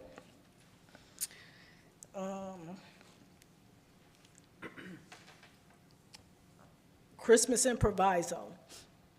So this is a time for us to honor families that's having some financial hardship. And we don't know the hardship that they have. Some of them are homeless. We get them through the school system because they have a direct connect with the families better than I would have the library or the park district. So we utilize our schools to recommend families to participate.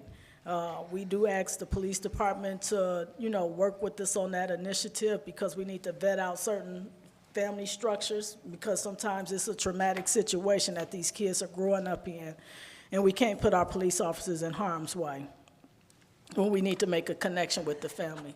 So for the past 13 years,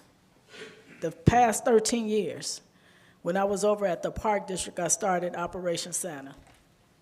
And it has continued since I've been the mayor. So for 13 years, we've been giving back to families. So we ask our businesses to provide sponsorship so that we can do more and give more.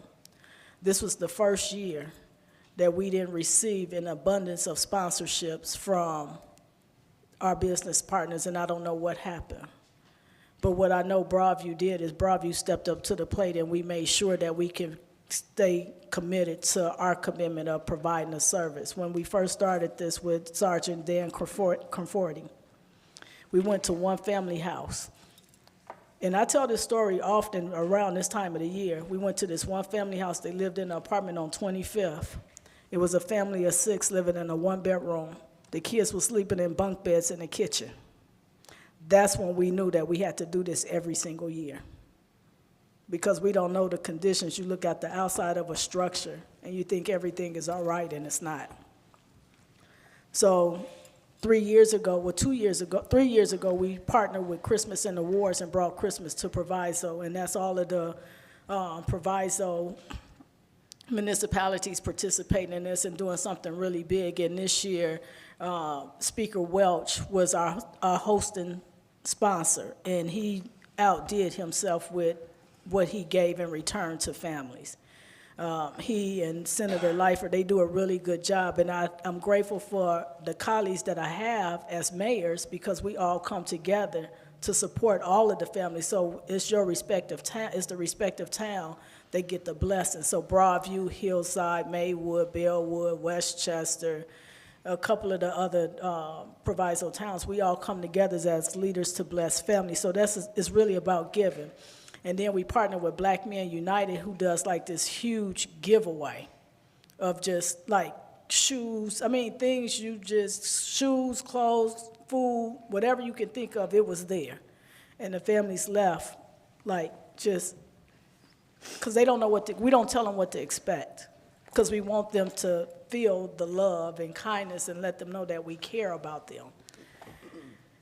So that's a great thing. So on Thursday, Black Men United is doing a community-wide event at Lindop School from 2 to 5, and all of Broadview is invited to that event to participate in that giveaway.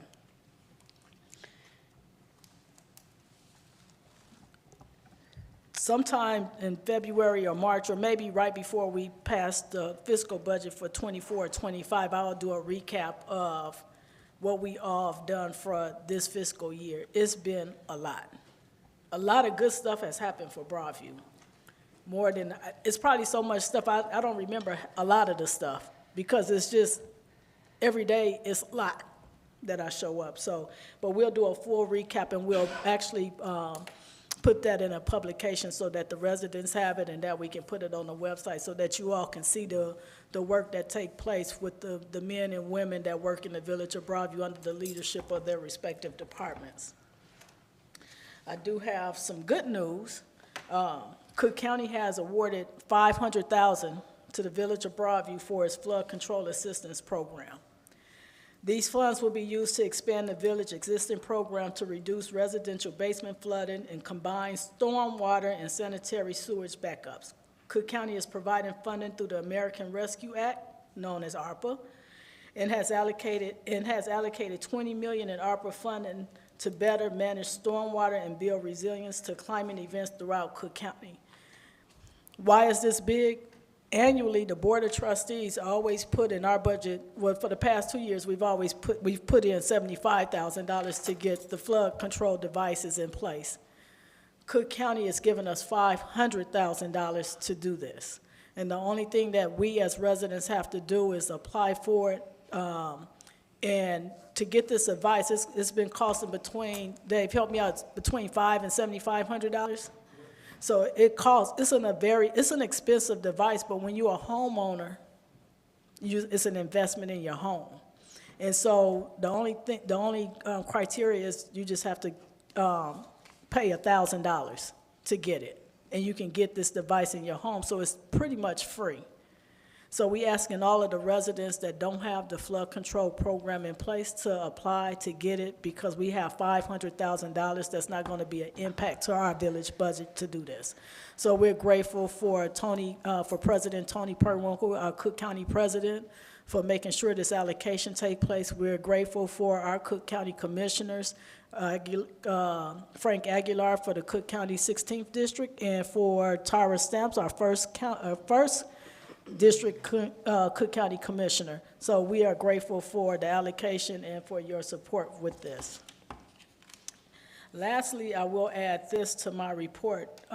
So we all know that I did a fire chief search. And we had, I think it was a 2-month search.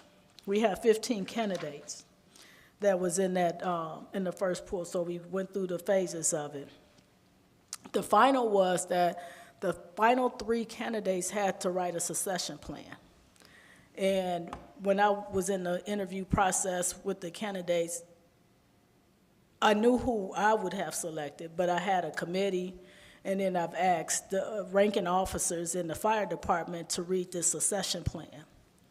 And to my surprise, the succession plan for the ranking officers, they all selected who I would have selected.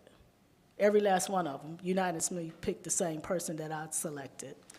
The committee that was on the committee, everyone picked the same person that I would have picked except 2. 2 of the committee members went with 2 different candidates. So with that being said, I'm happy to announce that we will be appointing our next fire chief. Our next fire chief, he has held dual careers in public safety. He is a retired police officer, serving as juvenile officer and a director of safety and security for a school district. He is a 25-year service veteran, which he began his Fire Explorer program at age 15. He is currently a station commander for the city of Calumet City, which has over 50 career fire personnel. He holds a distinction as their first African-American paramedic, engineer, lieutenant, and captain. He is a graduate of Dr. Holmes' Executive Fire Officer Program and has formal education of both a bachelor's and a master's degree in the business administration. So we will be, I will be recommended to the board at our January 16th meeting to appoint Derek Bryant as our next fire chief for the Village of Broadview. And so I have made arrangements with the trustees and with Mr. Bryant to have a conversation with him so that they can get to know who he is. And we'll transition him into the staff with our leadership, with our police chief, our building commissioner, public works director, our administrator, and our deputy chief of the fire department. But I'm excited about what's taking place in the Village of Broadview. I know the leadership that we're bringing, the talent that we're bringing is what's best for Broadview. And when I say what's best for Broadview, it's because I live here. It's what's best for Broadview. The decisions that I have to make, even in the hard, I do what's best for Broadview. And so I just ask the men and women in the fire department to, support the incoming chief to the best of their ability. And we're going to support the chief to the best of our ability, as well as the rest of the department. So we're excited about our new chief, Chief Derek Bryant, coming to the Village of Broadview and serving us with a high level of excellency. So with that being said, I will say Merry Christmas, Happy New Year, and God bless you. We have a motion to adjourn. Motion to adjourn. Second. It's been properly motioned by trustee Shelby, seconded by trustee Senior to adjourn this evening's meeting. All in favor say aye. Aye. All opposed say nay. Hearing no opposition, we are hereby adjourned at 9:45 p.m. Thank you all for coming. God bless and good night.